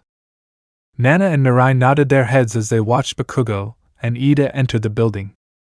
While All Might and the others were now in a room where they were watching everything that was happening in the building. Each student paid attention to see what kind of combat their classmates would demonstrate. They were even more excited because in the first fight were those three who had stood out in the tests. All Might in his thoughts would say, "Now I can observe her better. I still haven't passed one for all on to anyone, but that girl's gift, I don't think it's just a simple coincidence. The idea that there are 2 one for all sounds crazy to me, since my master never told me about something like this. That's why I'll keep an eye on her." According to his personal information, his quirk is mentioned to be float. But Nana and Mirai were putting together a strategy for combat. This was the perfect opportunity for the redhead to learn more about her. Once everything was ready, they received the order through their intercoms to enter and begin the test. The 2 girls looked at each other with a slight smile and began to walk into the building. Ida was giving Bakugo some ideas to form a strategy. He put his hand to his chin to try to make the most of both quirks and win. Bakugo looked up saying, "I have it. We will win this test using speed and a lot of explosiveness." He raised both hands, showing his grenade gloves. Ida understood.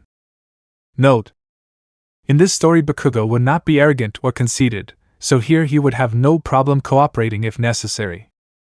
Since the only goal he had in mind was to become the best hero of all, aiming to reach the top being the number, all for his friend. End of note. Upon reaching the first floor, Nana activated full cowl throughout her body to 8%, which was currently what she could withstand. Since she still had to strengthen her body further in order to access a higher percentage, she was trained with the full cowl after having taken the entrance exam. After realizing that 1 for all was in her body, the characteristic green rays abruptly came out of her body. Mirai looked at her out of the corner of her eye thinking, "I must certainly find out more about her. It will be useful to the captain." She showed a serious look. Her outfit was a wine red color. Her torso was covered by a dress with a skirt that reached just below her buttocks area. From her knees down she had a pair of red high-heeled boots.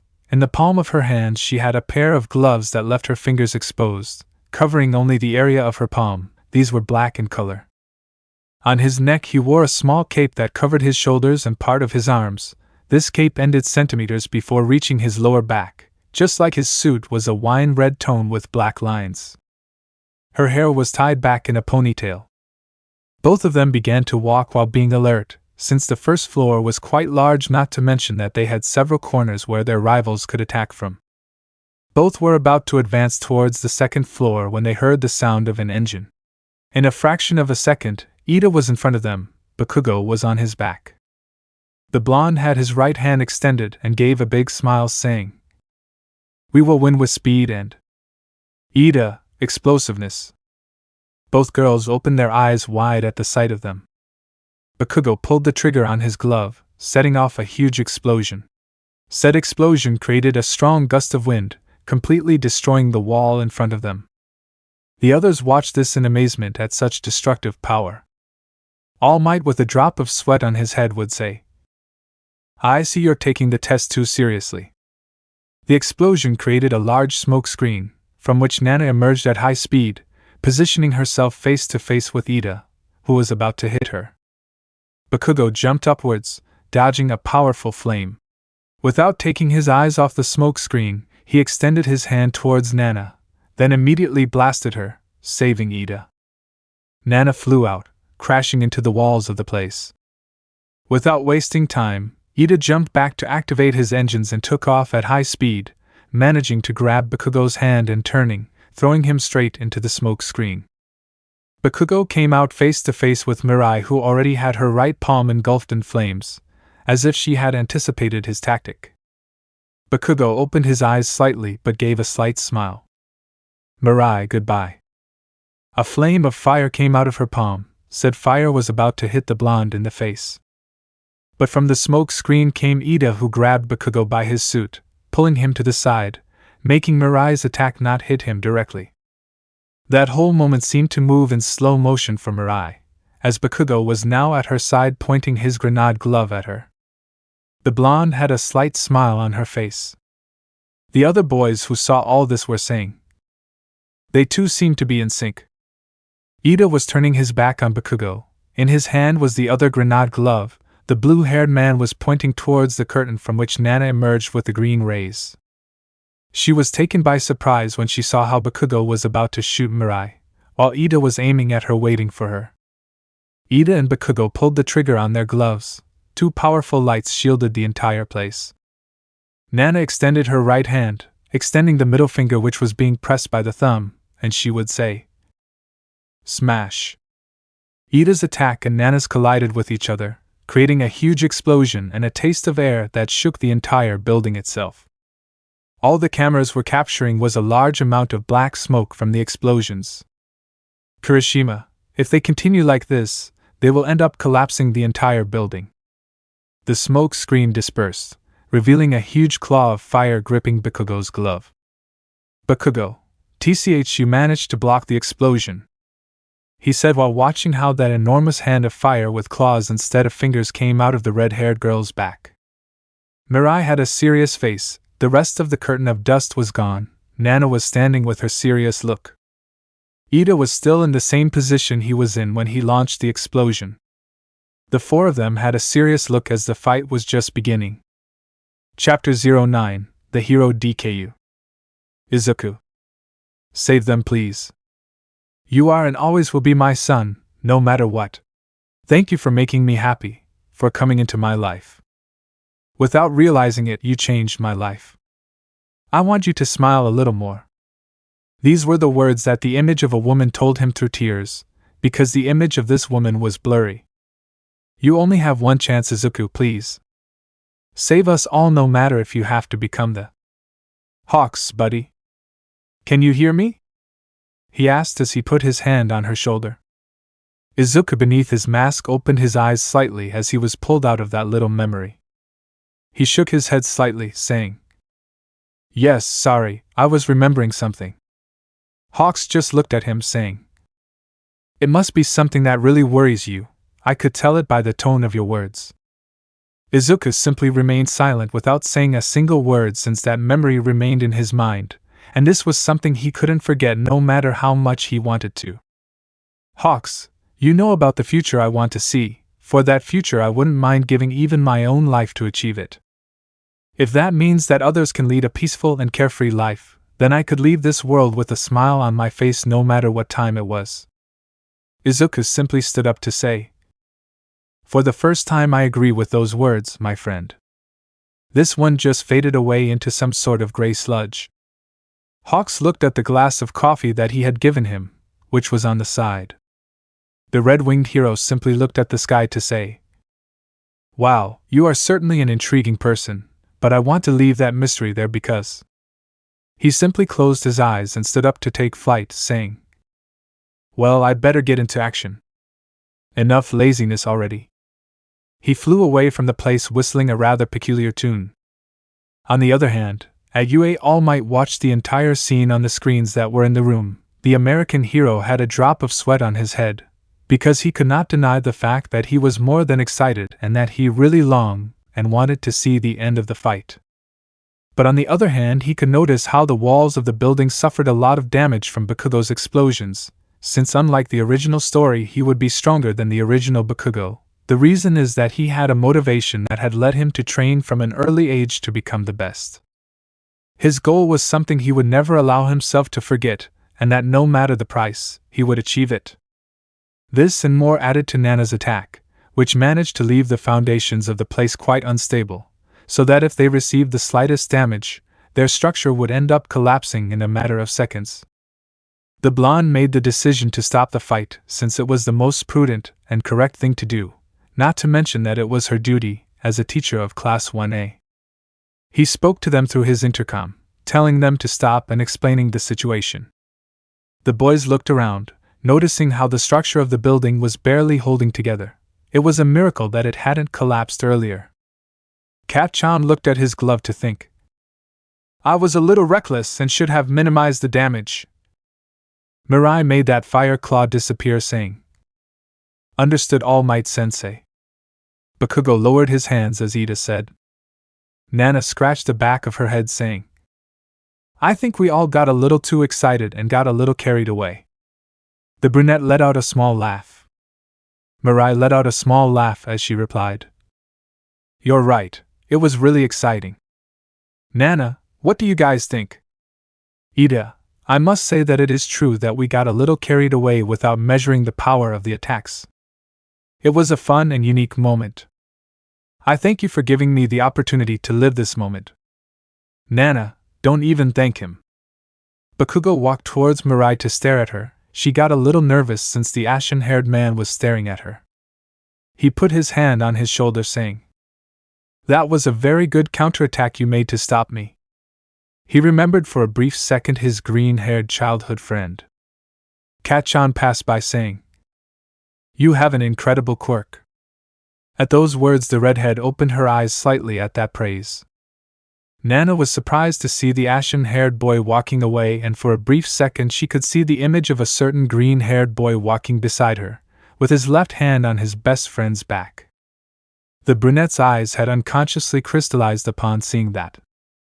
The other boys were a little more relieved to know that the fight had stopped, but some were more than surprised because it had undoubtedly been a very good first fight. All Might went to meet the boys, and when he arrived he gave them a big smile, saying, To be honest, I would have liked to see the outcome of the fight, they were great. But…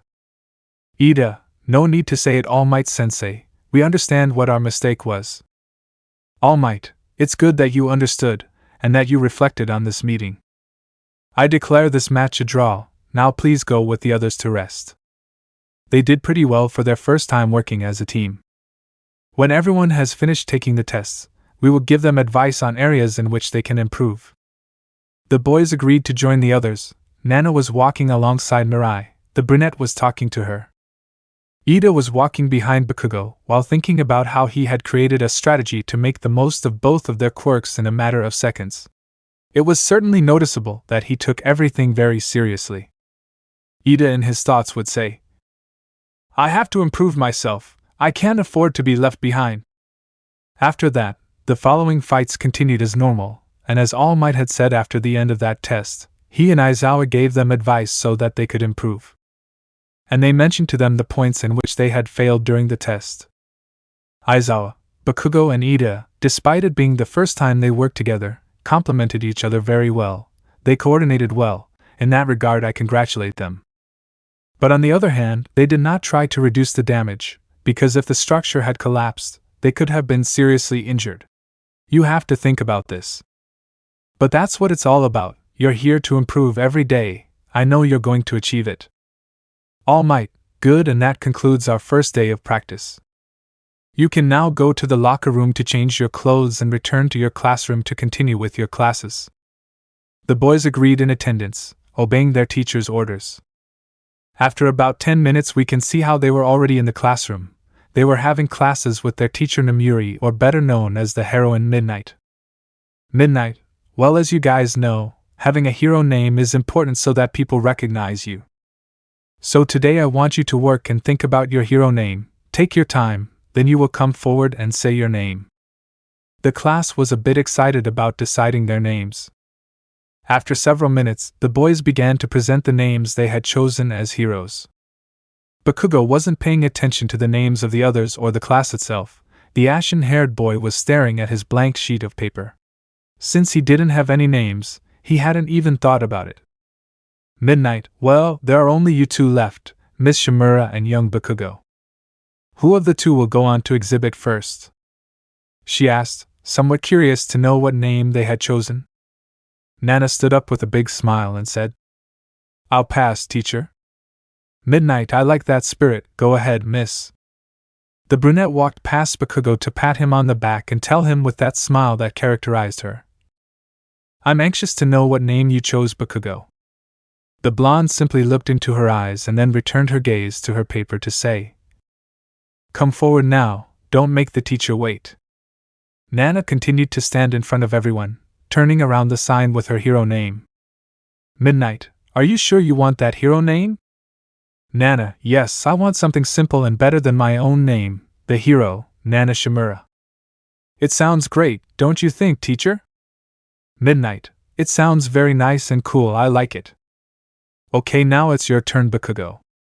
Bakugo sat in his place for a few minutes and then stood up and walked forward. As he walked, he remembered a part of his past. Flashback.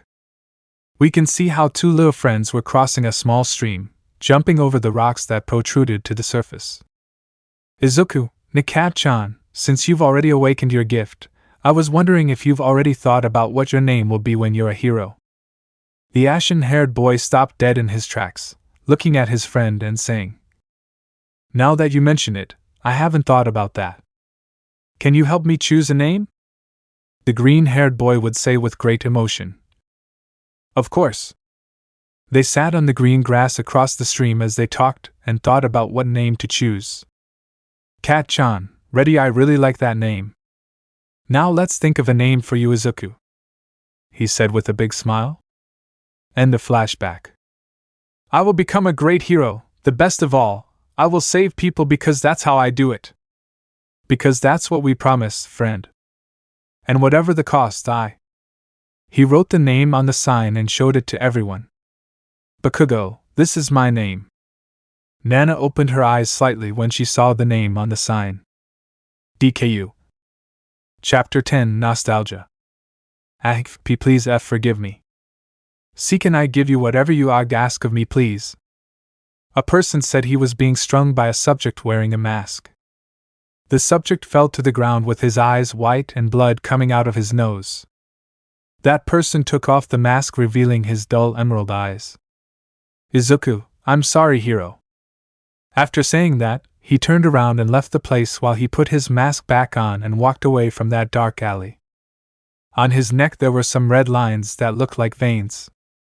Izuku was wearing a black sweatshirt with a hood. He walked calmly with headphones on, going unnoticed among people. Several people were alerted when they heard the scream of a person who had found the hero in an alley, thus forming a crowd of people. Izuku continued on his way. It was almost dusk and the sun had almost completely set. He looked at the ground as he walked and quietly said, I hope everyone had a nice and peaceful day. When he looked up, he could see several meters away two young men, one with a blonde hair and one with a black hair, who was following him.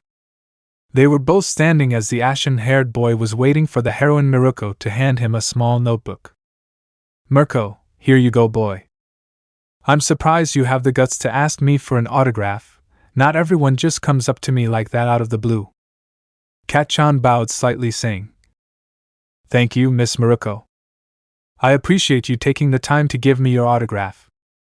Nana looked curiously at the notebook that the ashen-haired boy was holding in her hands, and quickly a memory of her past life had come to her mind. Recognizing that this notebook was the one that a certain green-haired boy was always carrying around. Cat-chan said goodbye to the hero and continued on his way. Nana, as she walked beside him, couldn't help but ask, That notebook isn't yours, right? Cat-chan just kept walking without answering the question because he was not someone who liked to talk about his life. Nana, okay, I understand you don't like to talk about tea very much. She couldn't finish speaking when she collided with a person. The brunette was about to fall to the ground. That person took her by the hand, pulling her towards him. That guy had a mask on. Izuku, oh, excuse me, miss, I was distracted and ended up colliding with you. Nana in her thoughts would say. Your voice sounds very familiar to me. Cat-chan, you don't have to apologize, she was also distracted, it was also partly her fault. Izuku looked at the blonde, noticing how they were both at the same height. Izuku, I feel a little guilty anyway. Cat-chan lightly tapped Nana on the cheek, saying, Hey, he already apologized, it's your turn to do so. Nana was brought out of her thoughts by the ashen-haired boy's words. Nana, oh, I'm sorry. Please excuse me too. As my friend said, I was distracted too. For some reason she wanted to meet the eyes behind that mask, so she stared at him lightly. Cat-chan noticed this, as did Izuku, both at the same time asked, "Is something wrong?" The two young men looked at each other for a second. "Nana, it seems like the two are in sync." Izuku let out a light laugh, saying, "So it seems."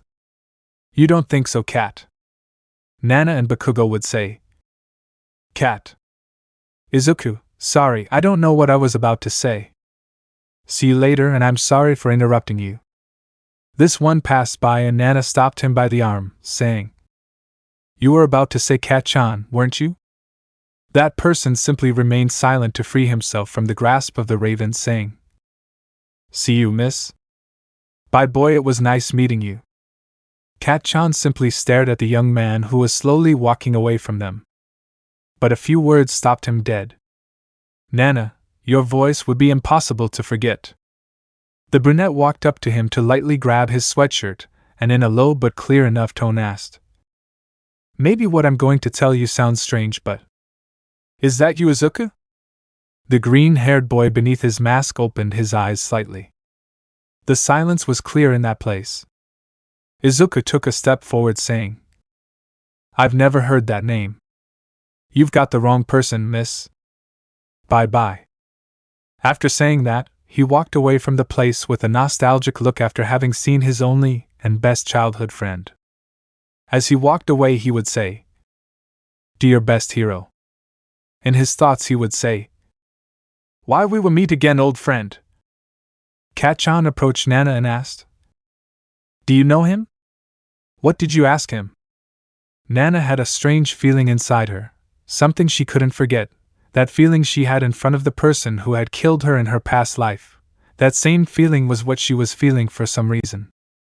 "Nana, I guess I confused him with someone else." "Cat-chan, it usually happens. Let's go." He did not give much importance to the matter. "By the way, since when are we friends?" he asked her with a vein on his forehead. "Nana, since we first saw each other," he said, patting him on the back. "Cat-chan, tch, what a nuisance." Nana let out a light laugh, saying, "I'm counting on you, partner, we will defeat evil together," he said, raising his fist in the air with a big smile. She looked at him, saying, "Come on, do the same pose as me." "Cat-chan, I refuse." "Nana, please come on, let's go." Cat-chan sighed resignedly, raising his fist, saying, "I'm counting on you, friend." "Nana, and I'm with you, my friend. No matter who it is, we will defeat him together." On the other hand, we can see how Mirai was walking through the streets. She was passing by an ice cream shop and she wanted to eat some ice cream, but unfortunately she didn't have any money at that time. At that, a voice behind her would say, "Would you like us to eat ice cream together?" The redhead turned around and found a dark-haired girl who had a slight smile. "Mirai, you?" "Momo, we are in the same class. I am Momo Yayorozu." "So are you coming with me?" he asked as he took her hand and they entered the place together without realizing that a green-haired man had seen them. Izuku had taken off his mask and put on a nostalgic look to look at the sky and then said, "At least he will have a beautiful memory with her. I guess I was just worrying about nothing. I have turned around to hit a person again." A pair of glasses were about to fall to the ground, but the green-haired boy grabbed them before they hit the ground. "Izuku, I have them, sorry." Looking up, Izuku found himself staring at Fuyumi and Rei Todoroki. Rei, looking into his eyes, recognized him from that day. She approached him, placing her hand on his cheek in a motherly way, saying, "I finally see you again. That day you gave me your umbrella. I couldn't thank you, boy. You were very kind to me that day." The freckled man's vision became blurred as his eyes had crystallized. This one in a low voice would say, "Forgive me, forgive me. Forgive me for everything." Chapter 11, Nostalgia Part 2. We can see how Kaken moved at high speed between some rubble. He had a person in his arms. I shouted, "It's all yours, frog girl." He released the person, knowing that a certain little frog would catch him with its tongue. "Tsuyu, I got it, okay." Kaken walked past with a serious look. On the other hand, we can see how Nana moved quite agilely in the air, catching two people who were falling from the structures of a building. Nana, don't worry, I have them. At that point, some ribbons headed towards the jet black and grabbed the people, moving them away and putting them to safety. Siro and Nana bumped fists with a slight smile. Aizawa and Nizu watched as the boys moved around the field rescuing people, since Class 1A was doing rescue practice. The people they were rescuing were second-year students who volunteered to help as victims. Nizu, they're doing very well. Aizawa nodded his head as he looked at a certain person in particular. Kaken had been the one who had caught the dark-haired boy's attention, since the ashen-haired boy had great dexterity and skill when moving with his quirk, not to mention that he was showing great determination. A certain brunette was carrying an injured girl, when a large piece of rubble collapsed from the building and was about to fall on top of her. Ida was about to approach to help them but could only see how something passed at high speed, sending the debris flying into 1,000 pieces. Aizawa just gave a slight smile upon seeing that. Uraraka, many thanks. Kaken, don't get your hopes up, I was just passing by and that piece of rubble was in my path, that's all. He exclaimed as he powered himself up with his explosions. Uraraka only had a drop of sweat on her head. In another sector, Shoto and Mirai were working together. The red-haired girl looked at Shoto out of the corner of her eye and couldn't help but give a slight smile. After about 15 minutes, the rescue test was finally over. Their homeroom teacher gathered them all together and began to correct them on the aspects in which they had made mistakes. He looked at Bakugo and Shimura to say, "Bakugo, you did a good job, congratulations. Shimura, you were not far behind either, both of you did very well. But they can still improve further." Nana looked at the blonde-haired boy, extending her fist to him and saying, "We did it." Bakugo just gave a fist bump and could barely manage a slight, almost imperceptible smile. "Nana, did you just smile?" he asked with a slight smile. "Bakugo, I think using your quirk for too long affected your vision," he replied, turning around. "Nana, I'm pretty sure you smiled." She followed him with a slight smile. Everyone else went to change their clothes to continue with the rest of the classes. The hours passed and lunchtime had arrived. The boys began to leave the classroom, heading towards the cafeteria. Kaken stood up to leave, and when he turned around he found a certain brunette waiting for him. "Nana, are we leaving?" she asked with a slight smile. Kaken just sighed resignedly as they began to leave the room together. When they arrived at the cafeteria, they ordered what they were going to eat and then sat together at one of the tables. Kaken, while eating for a moment, remembered his green-haired friend and gave a slight smile to say in a low voice, "I will achieve it very soon, my friend." Nana looked at him saying, "Did you say something?" "Kaken, tch, even at mealtime you keep talking, how annoying you are." "Nana, hey, I'm not annoying." "Can I ask you something, Kaken?" Bakugo nodded his head and the brunette asked the next question. "Why did you decide to use the name, Deku, as a hero?" The ashen-haired boy remained silent for a couple of minutes. Upon seeing him, Nana apologized for having asked that question and the two continued eating in total silence. Elsewhere we can see how Fuyumi approached her mother, noticing how she was sitting by the window, her gaze fixed on the outside, totally lost in her thoughts. In Rei's mind only those words and the image of that young man were reproduced. "Forgive me, forgive me. Forgive me for everything." After saying those words, the young man simply took a step back and then disappeared into the crowd of people, leaving Rei completely worried. Rei was brought out of her thoughts when she felt her daughter's hand on her shoulder. "Fuyumi, Mom, are you okay?" There was a tone of concern in his voice. Rei just gave a slight smile so as not to worry her daughter. She replied, "Yes, daughter, I'm fine, don't worry. I was just looking in the rain. You know how I like these days when it rains." "Fuyumi, I know, Mom. I made you a cup of coffee for us to drink together," he said, sitting next to his mother with 2 cups in his hand.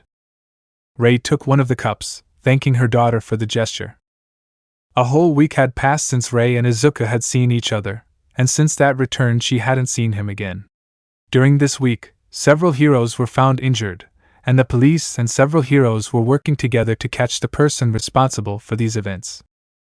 Returning to UA, we can see how Mirai was sitting with the girls having lunch together. The red-haired girl looked out the huge window that the cafeteria had, noticing how the rain outside had become stronger. But her eyes widened as she saw a certain person standing on the other side staring at her. She quickly stood up and said that she had to go to the bathroom, and with this lie she quickly left the cafeteria. Mirai arrived at a remote place in the academy under a roof where there was no one. The red-haired girl could see how her captain had made an appearance. She was so happy to see him that she gave him a hug. IZUKU returned that hug and then asked her if she was okay. Mirai: yes, I'm fine, Captain. IZUKU: I'm very glad to hear that. I'm here to remind you that we can't interfere too much with certain people. Mirai nodded her head a little sadly.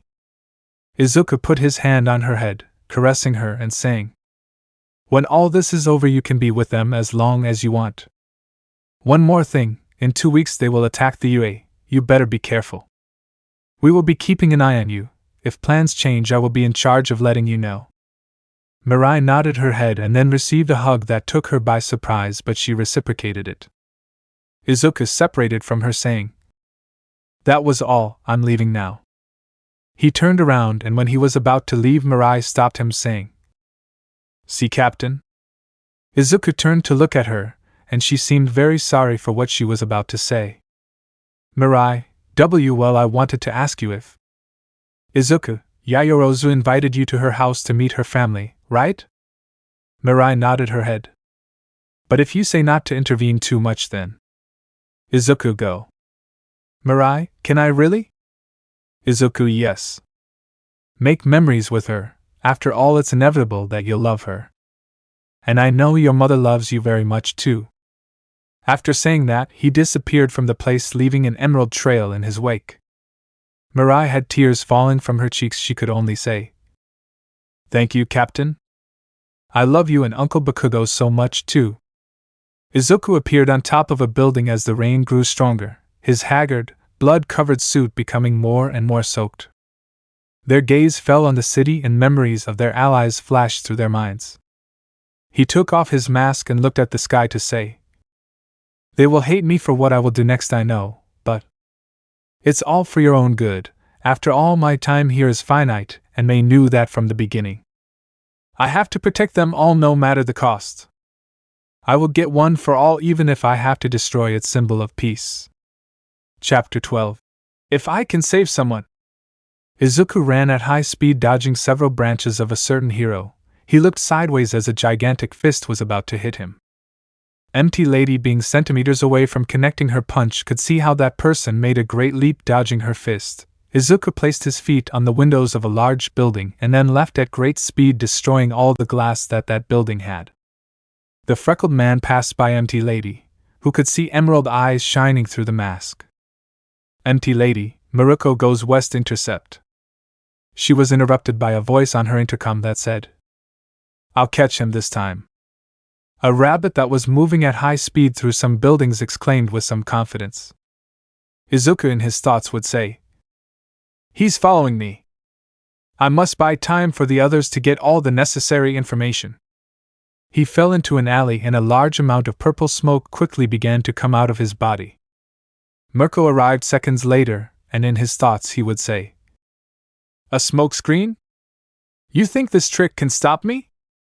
She moved her ears slightly to pick up even the slightest noise, then immediately jumped back as she could see a yellow light begin to shine quite brightly inside all that smoke.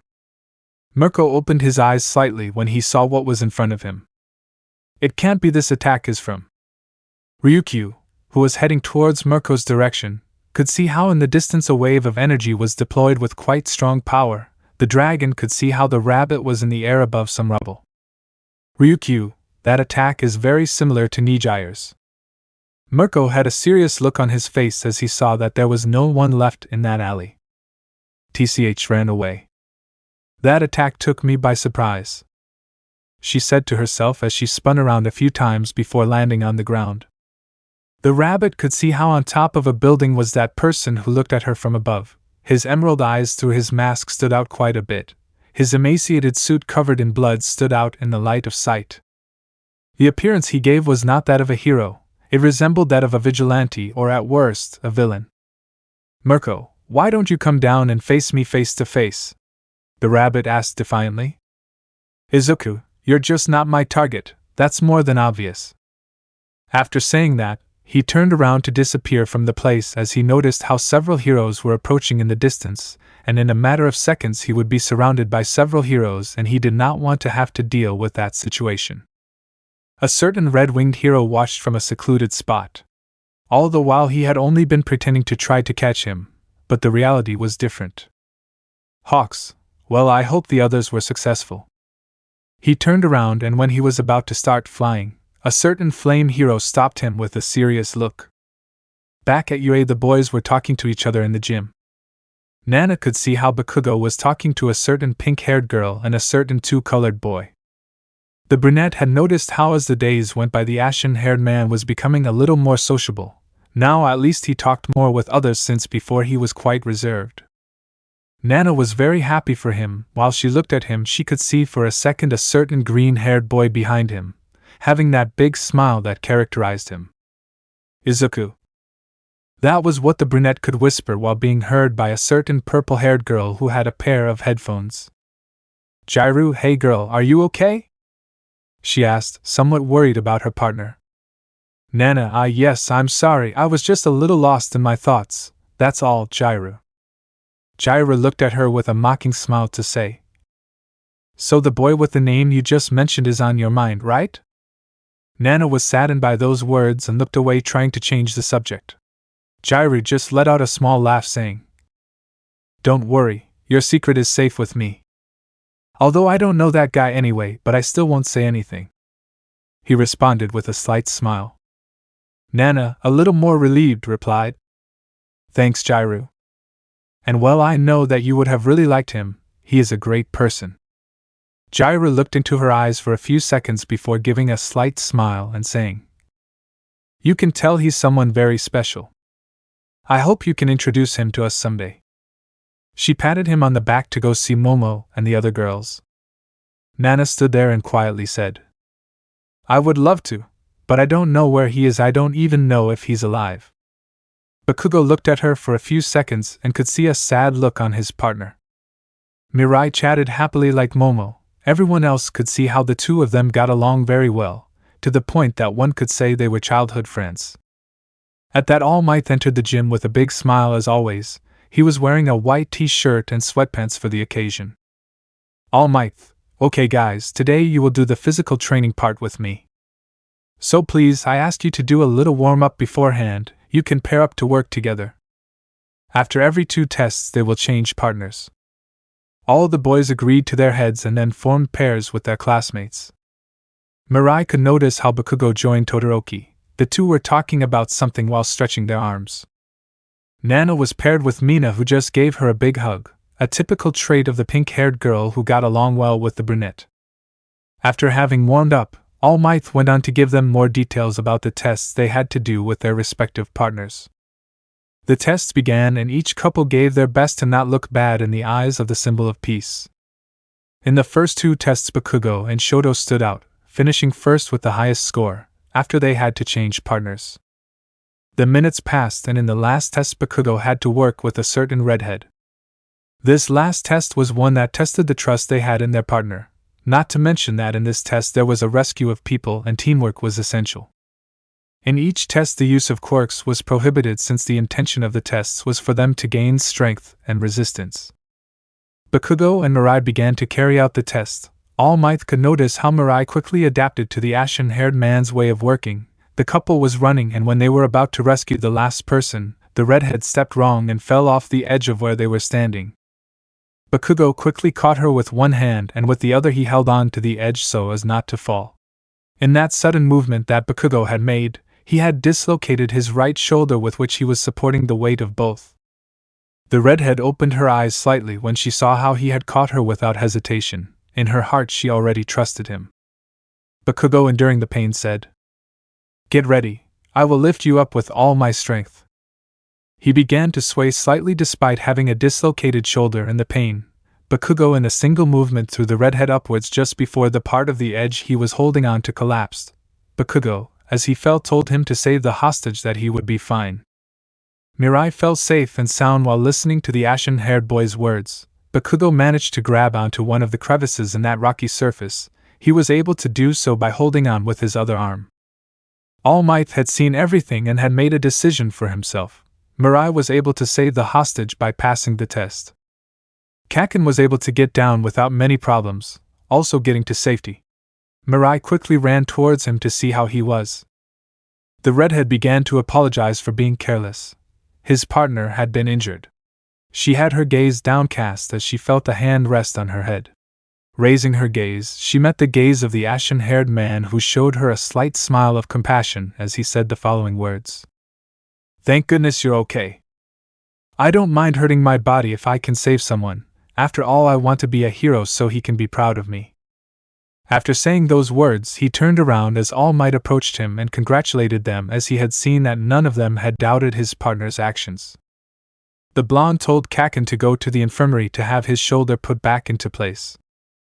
All Might put a hand on his shoulder, saying, "You have the heart of a true shonen hero, Bakugo."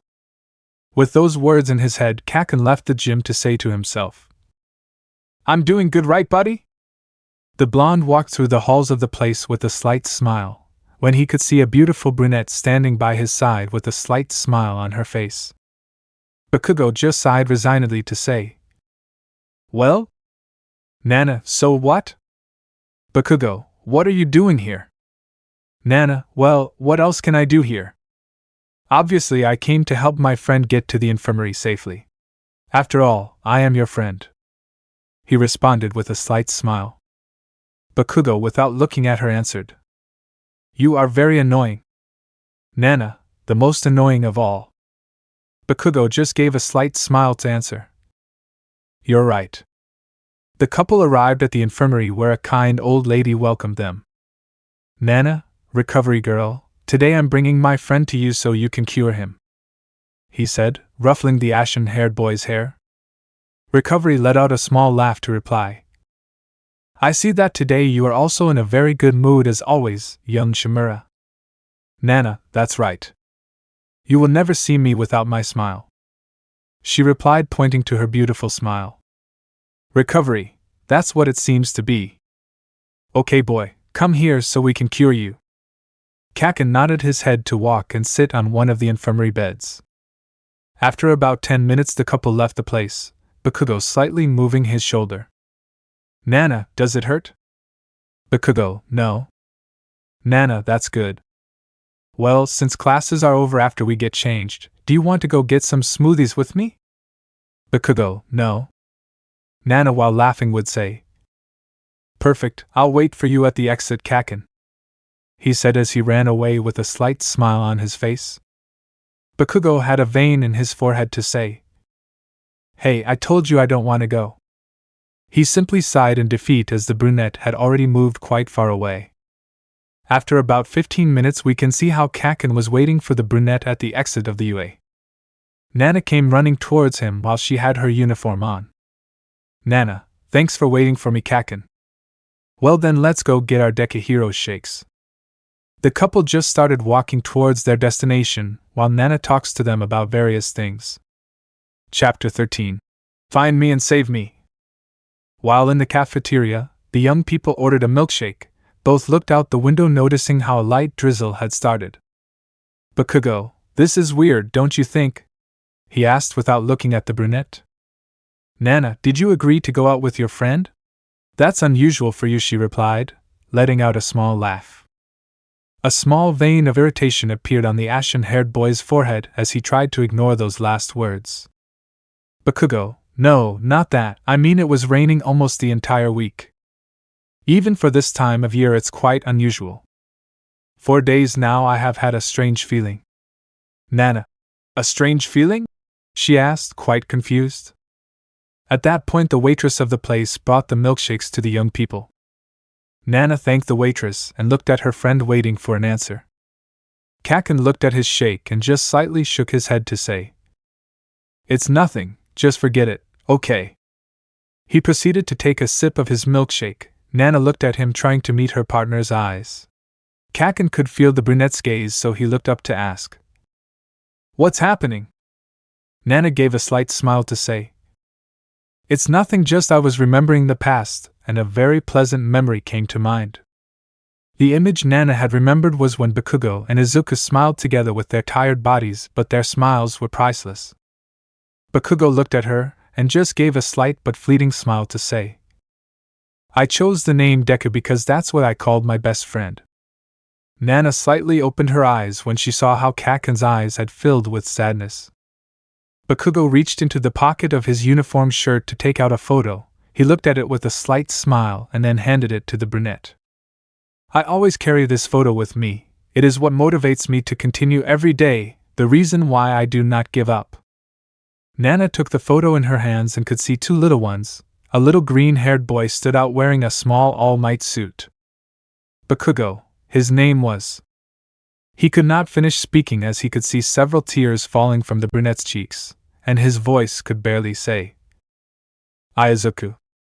Bakugo opened his eyes slightly upon hearing what his partner had said.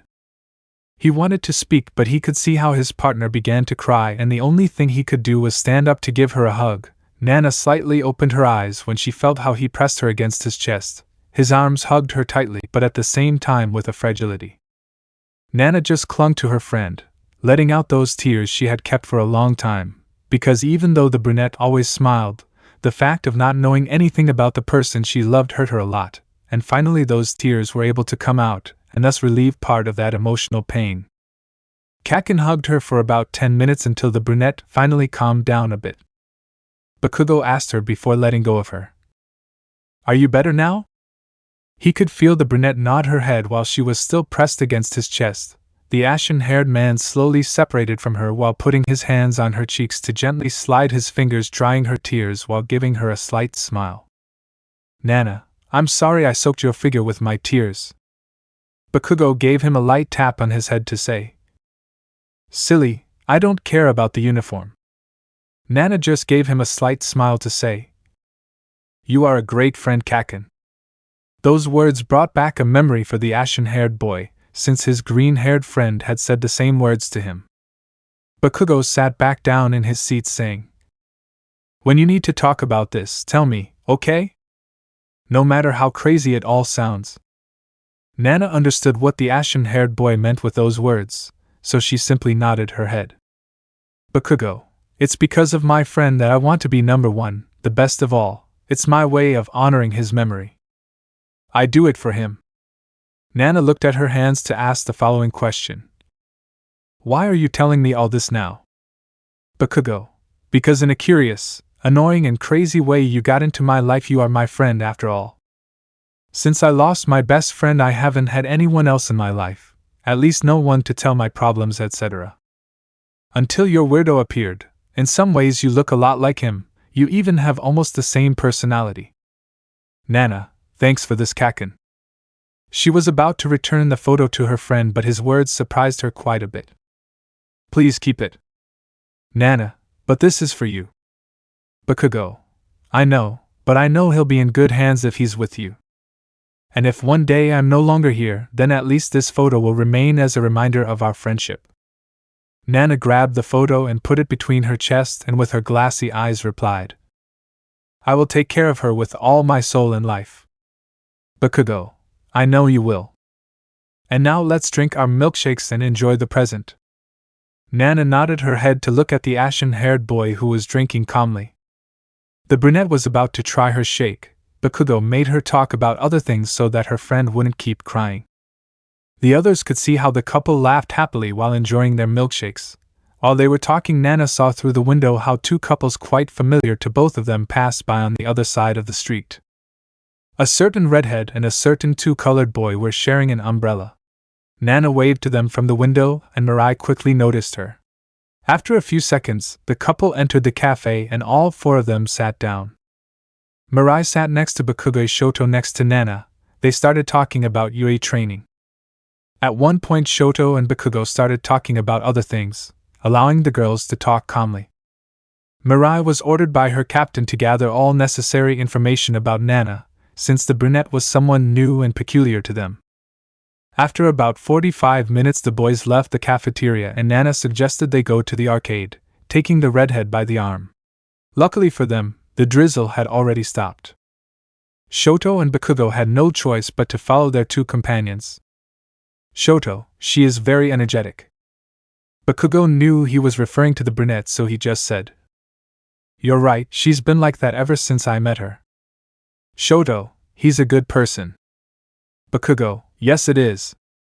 Finally the young people arrived at the arcade and got ready to enjoy the games. Mirai at one point dragged Bakugo to a dance game, and although they were bad, they both had a lot of fun.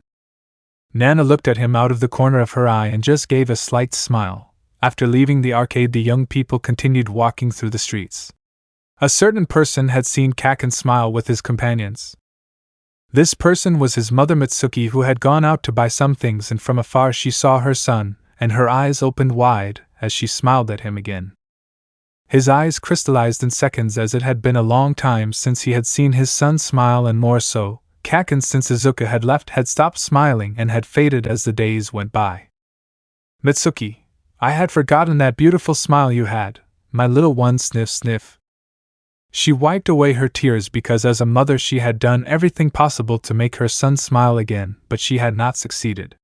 She was happy that she had finally made friends again. Kaken had been very reserved with his life, so much that he hadn't let anyone else into his life. He didn't want to suffer from the loss again, and he also didn't want anyone to take IZUKU's place. After walking for a while, the boys said goodbye and went to their respective houses. Bakugo decided to accompany the brunette until they reached her house. "Nana, well, we arrived." Bakugo, yes. He put his hand on her head and ruffled her hair, saying, "See you tomorrow, weirdo." The ashen-haired boy turned around, and when he was about to leave he felt something grabbing him by his uniform. He turned around and found himself in front of the brunette, who in one movement gave him a hug, taking the ashen-haired boy by surprise. "Bakugo, what's up?" "Nana, I felt like you needed a hug more than I did." "Bakugo, TCH, don't hug me like that out of nowhere." I responded by returning the hug to say, "Thank you." Nana separated from him to answer, "Now you are not alone anymore, you have me." Bakugo just gave him a slight smile as he walked away. The brunette stared at her friend until he disappeared among the houses in the area. Nana entered her house, where her mother greeted her warmly with a hug. Bakugo, on the other hand, arrived home and lay down on his bed, staring at the ceiling of his room. At 5 a.m. the next day, Nana opened her eyes and found herself in a dark place. She couldn't move her body. She knew where she was since she had been there for a long time, so she recognized it immediately. Her eyes opened wide as she saw a silhouette of an emerald hue walking towards her in the distance. When she was face to face, Nana could see with astonishment the vestige of IZUKU Midoriya, but this didn't make much sense to her. But she could hear the following words: "Find me and save me, please, Nana." Chapter 14, An Empty Future. Nana IZUKU. "IZUKU, please Nana, save me. I beg you. Nana." She woke up suddenly, breathing heavily, looking at her right hand, noticing how the flow of One for All was growing at a rather abnormal rate. "Nana, was that a dream?" She clearly knew that what she had just experienced had not been a dream. Nana clearly knew that she had been inside the One for All. But what she couldn't explain was how IZUKU's vestige was in that place. It shouldn't be technically possible, it was impossible. The words the latter had said to him were, "Find me and save me, please." "Nana, IZUKU is still alive, I know it. I know he's trying to contact me through One for All, or maybe I'm just going crazy, but apart from me I hope that he's still alive." Nana looked at the ceiling of her room and said, "But where are you, IZUKU? I miss you."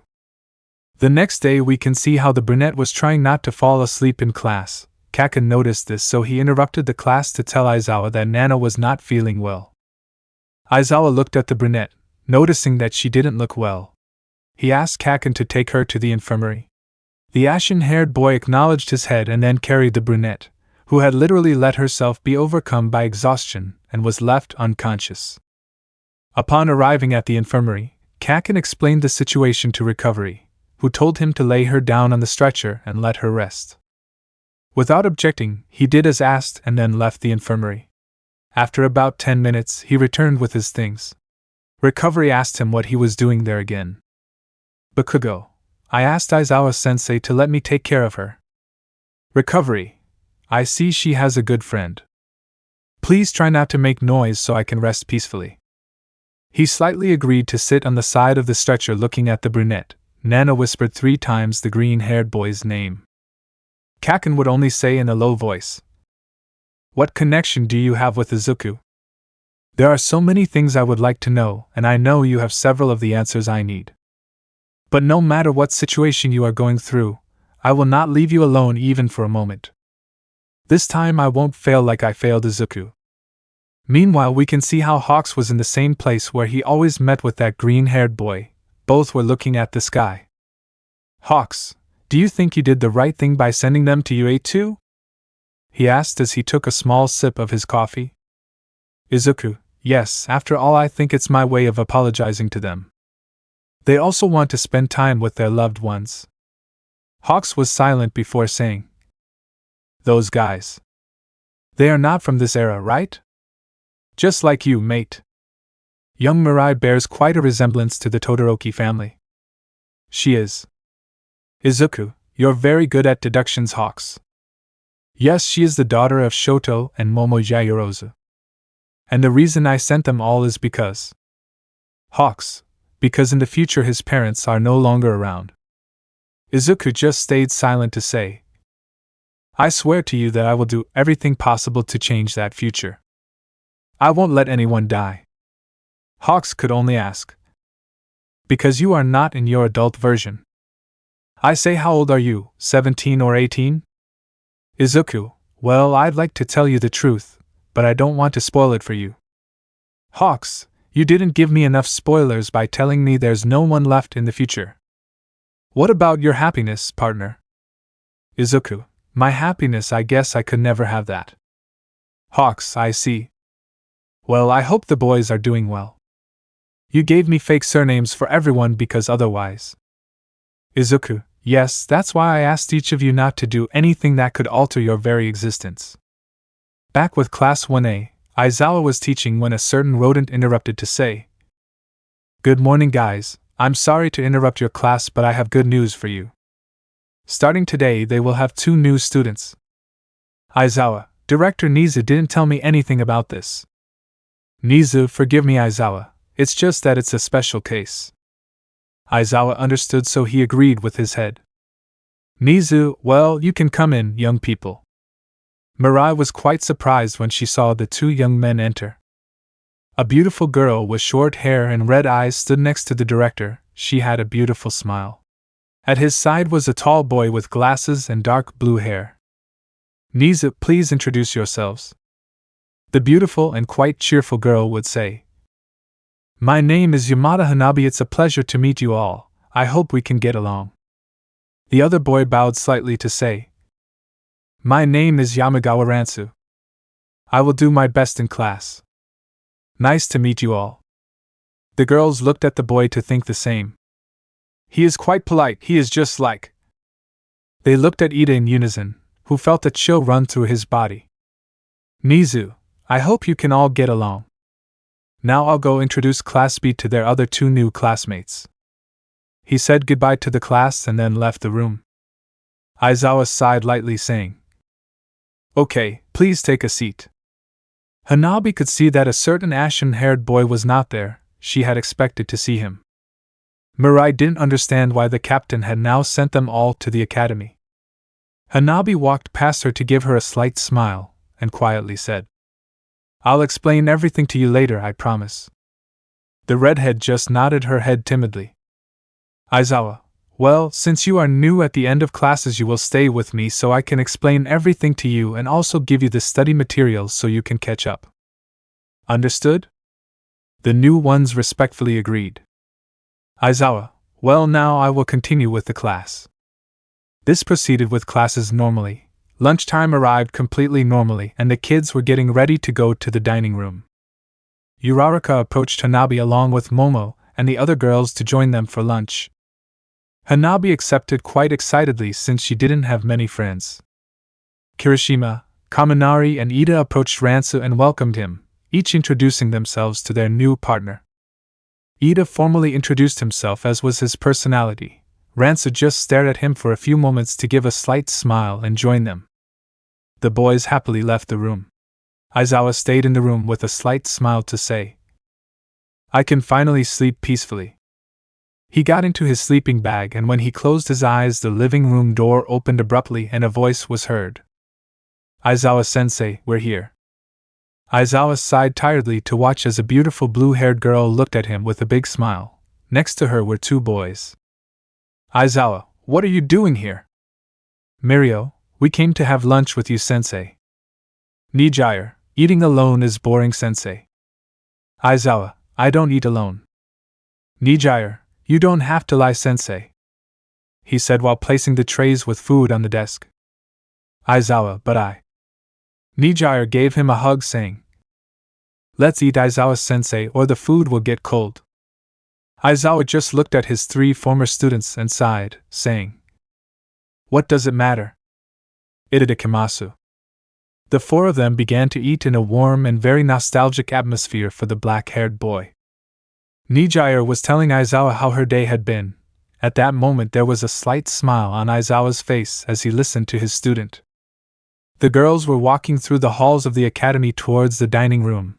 Hanabi was talking happily with Uraraka, and when turning a corner she collided with a person, who caught her before she fell to the ground. Hanabi, sorry, this was my C. She couldn't finish speaking when she met those reddish eyes just like hers. "Bakugo, are you okay?" "Excuse me, I was a little distracted with my thoughts. I didn't pay attention to where I was going." He stepped away from Hanabi. "Uraraka, good thing Bakugo caught you." "Momo, how is Nana?" "Bakugo, still sleeping." Hanabi kept looking at Bakugo, who noticed her gaze. He asked, "Do you need anything?" Hanabi, nothing, it's just that IWL. "Momo, you see Bakugo-san, she's our new classmate. Her name is Yamada Hanabi." "Bakugo, not?" "Uraraka, that's right. Tsuyu, it's just that you were in the infirmary when Director Niza introduced us to them, Jero." "Bakugo, I see." He made a small bow, saying, "My name is Katsuki Bakugo. I hope we get along." Hanabi, "Why, yes, I say the same." Bakugo, "Well, I won't take up any more of your time. I'll go to the dining room ahead of time." After saying that, he walked away from his companions. "Tsuyu, Bakugo has changed a lot since day one, Jero." "Hanabi, did he change?" she asked, a little intrigued. "Mina, you see, Hanabi-chan, Bakugo was quite quiet and reserved with himself at first. He didn't speak to us, it was like if he wanted to get away from us." "Momo, I think maybe he went through a bad experience when he was a child, and that's why he distanced himself from others. At least that's what I think." Uraraka and the others agreed with the brunette's words. "Hanabi, so what was the reason for your change?" Uraraka, "Well, it was definitely because of Nana. She has been with him since day one, and little by little she changed him, and he began to interact more with the rest of the class. Maybe Nana's personality reminds you of someone from your past." "Hanabi, Nana? Who could she be?" That's what she was asking herself. Upon arriving at the dining room, Bakugo prepared 2 trays with food to head back to the infirmary. Upon entering, he could see how the brunette was sitting looking through the window. He gave a slight smile. Nana turned to look at him, giving him a slight smile, saying, "Is that for me?" Bakugo put the food beside her to say, "No, this is for me, you go find your own." "Nana, huh? Don't be bad, Casey." She couldn't finish speaking when she saw how Bakugo let out a small laugh. That was the first time she saw him smile. "Nana, did you just smile?" she asked, quite surprised. Bakugo took a bite of his food and then said, "You're imagining things, that's why you're a weirdo." "Nana, I'm not imagining things and I'm not a weirdo," she responded with a cute and very adorable little pout. Bakugo just looked at her with a slight smile and said, Yes, whatever you say. Now please eat your food, you must be hungry. Nana nodded her head, saying, Kaken. He looked at her and asked, What's happening? Nana, you are a great friend. Bakugo slightly opened his eyes at those words, feeling how those words reached him and caused several feelings inside him. Thank you? That was the only thing the ashen-haired boy could say. Returning to IZUKU, he was outside the UA territories, with his haggard suit and his mask on. This one in his thoughts would say, Nana Shimura, I need to know who you are because you don't belong in this timeline. Chapter 15. Don't get away from me, please. 2 months later. Nizu, in recent weeks we have received information about the latest sighting of young Bakugo. He showed the photos taken by a citizen who luckily managed to be in the right place. In the photo you can see a totally different Bakugo than the one everyone knew. His suit was totally emaciated. His eyes that before at least had a little shine were now totally dull. Bloodstains were part of his costume, which looked more like that of a villain than a hero. All Might, we must bring him back no matter what, Director. He responded while clutching the side of his abdomen as he was quite injured and had not yet fully recovered. Nizu nodded his head to look at the rest of the teachers who were more than ready to act. At that point the boys from Class 1A interrupted in the direction. Nana, we'll be going too, Principal Nizu. And I warn you that they will not be able to convince us to sit still and do nothing. In Nana's eyes there was a great determination to find and save her friend and companion. Nizu just gave a slight smile to say, I know more than anyone that no matter what I say, I won't be able to stop them. After all, he is also their partner and friend, so it is normal that they are worried about him. Nana in her thoughts would say, We will save you, Kaken, no matter what it takes. Hanabi, who had her gaze downcast as her eyes were crystallized, the only thing that could be said was, I will save you even if I have to give my life. No, I don't want to see you die. Not again, Dad. Elsewhere we can see how IZUKU was standing while a lot of blood was falling from his mouth. A heavy rain was hitting all of Japan. At that voice behind him would say, Long time no see, friend. The green-haired boy's eyes opened slightly, and he slowly turned around, meeting the ashen-haired boy who was his only and greatest friend. Kaken looked at him with a slight smile and said, Do you remember when we were kids and we played that you were the hero and I was the villain? Several tears fell from the ashen-haired boy's cheeks, and with a broken voice he asked, At what point were the roles reversed? IZUKU with a slight smile replied, I wanted our reunion to be different, but I'm sorry you have to see me in this state, friend. He was about to walk towards him but fell to his knees, spitting out more blood than before. Bakugo quickly went to him and knelt down with him to say, Don't try too hard, I'll take you so they can see that you. IZUKU, I'm sorry I didn't ask to fix things, friends. I don't care anymore. Kaken opened his eyes wide as he heard the words his friend spoke, the only thing that caused the blonde to shed more tears than before. He had his friend in his arms, who said goodbye to him with a slight smile and some last words that broke what little was left of his heart. Behind Bakugo was a certain red-winged hero who was soaked by the rain. There was no shine in his eyes either. Hawks, he always talked to me a lot about you. He asked me to give this to you. The red-winged hero placed a rather faded All Might action figure next to Kaken. It was the same one he had left for his friend in the hospital the last time they saw each other. 2 months ago. Returning to IZUKU, he was outside the UA territories, with his haggard suit and his mask on. This one in his thoughts would say, Nana Shimura, I need to know who you are because you don't belong in this timeline. Bakugo and Nana had finished lunch. The blonde-haired boy grabbed the 2 empty trays and took them to the dining room while Nana was left alone in the infirmary. She was standing looking out the window and could see how in the whiteness of the trees surrounding the back of the academy there was a person standing. That person had that emaciated suit and a mask on, and they seemed to be looking in the same direction she was. She easily recognized the artifact he had on his wrists. Nana, without wasting time, ran out of the infirmary heading towards that place.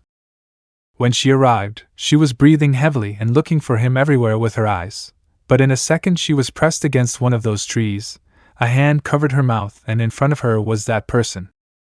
Inside, the vestige of the green-haired man began to stir more and more.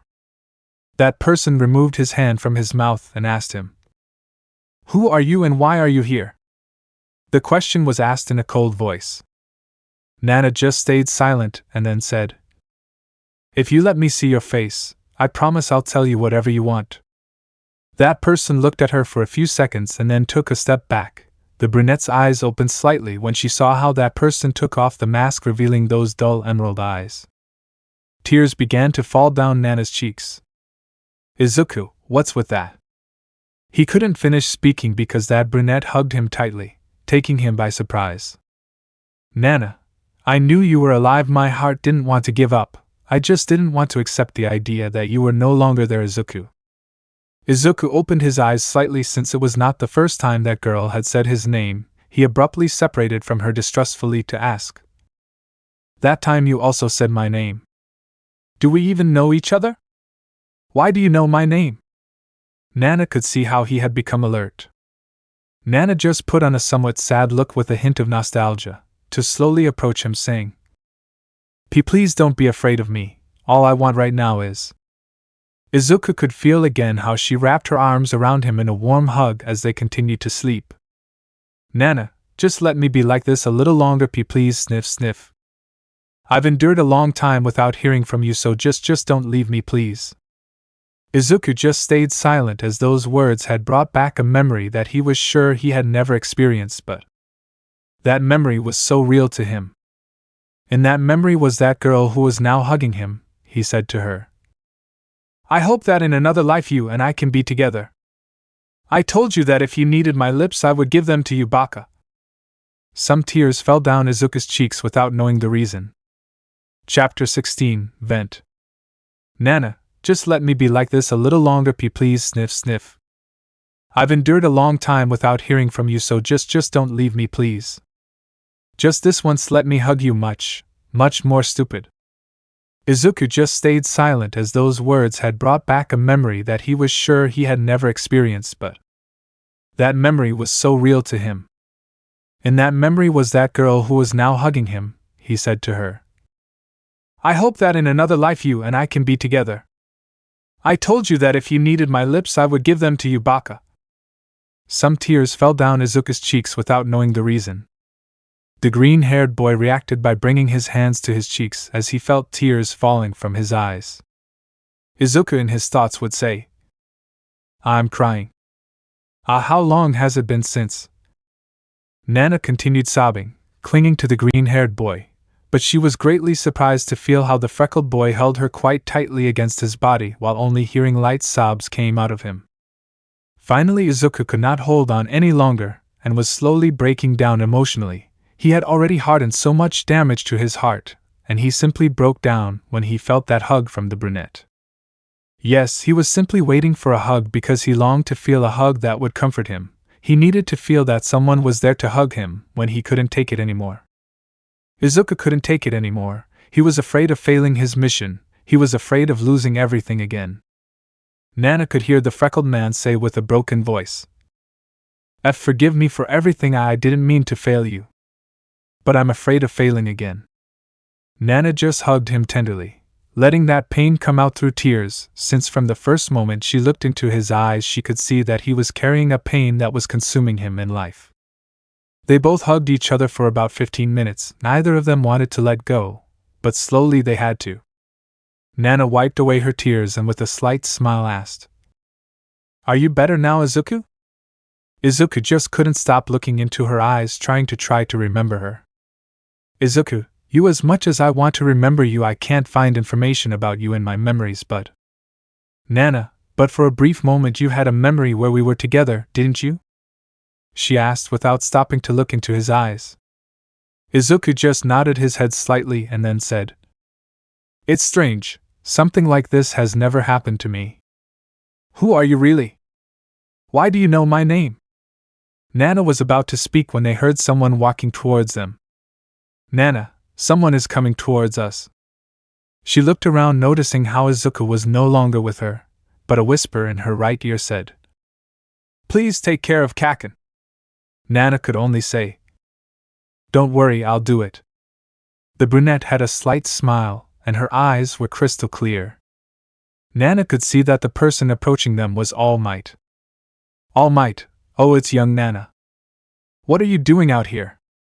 Nana, I went out for a walk for a while. I think I needed some fresh air, All Might sensei. All Might, I understand. Well, she better get back to the academy. Young Bakugo was looking for her.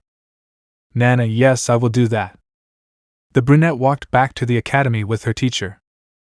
All Might could see out of the corner of his eye how hidden among the trees there was a figure that was watching them.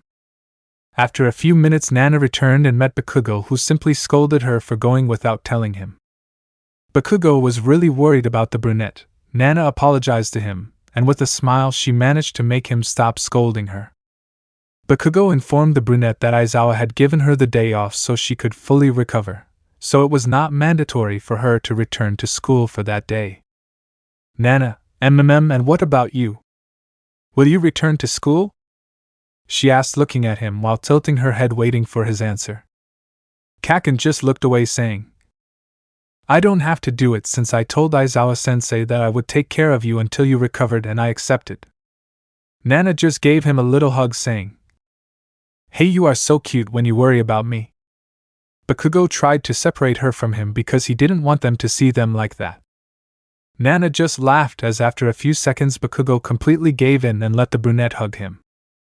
Kaken, tch, how annoying you are. I would have gone back to school.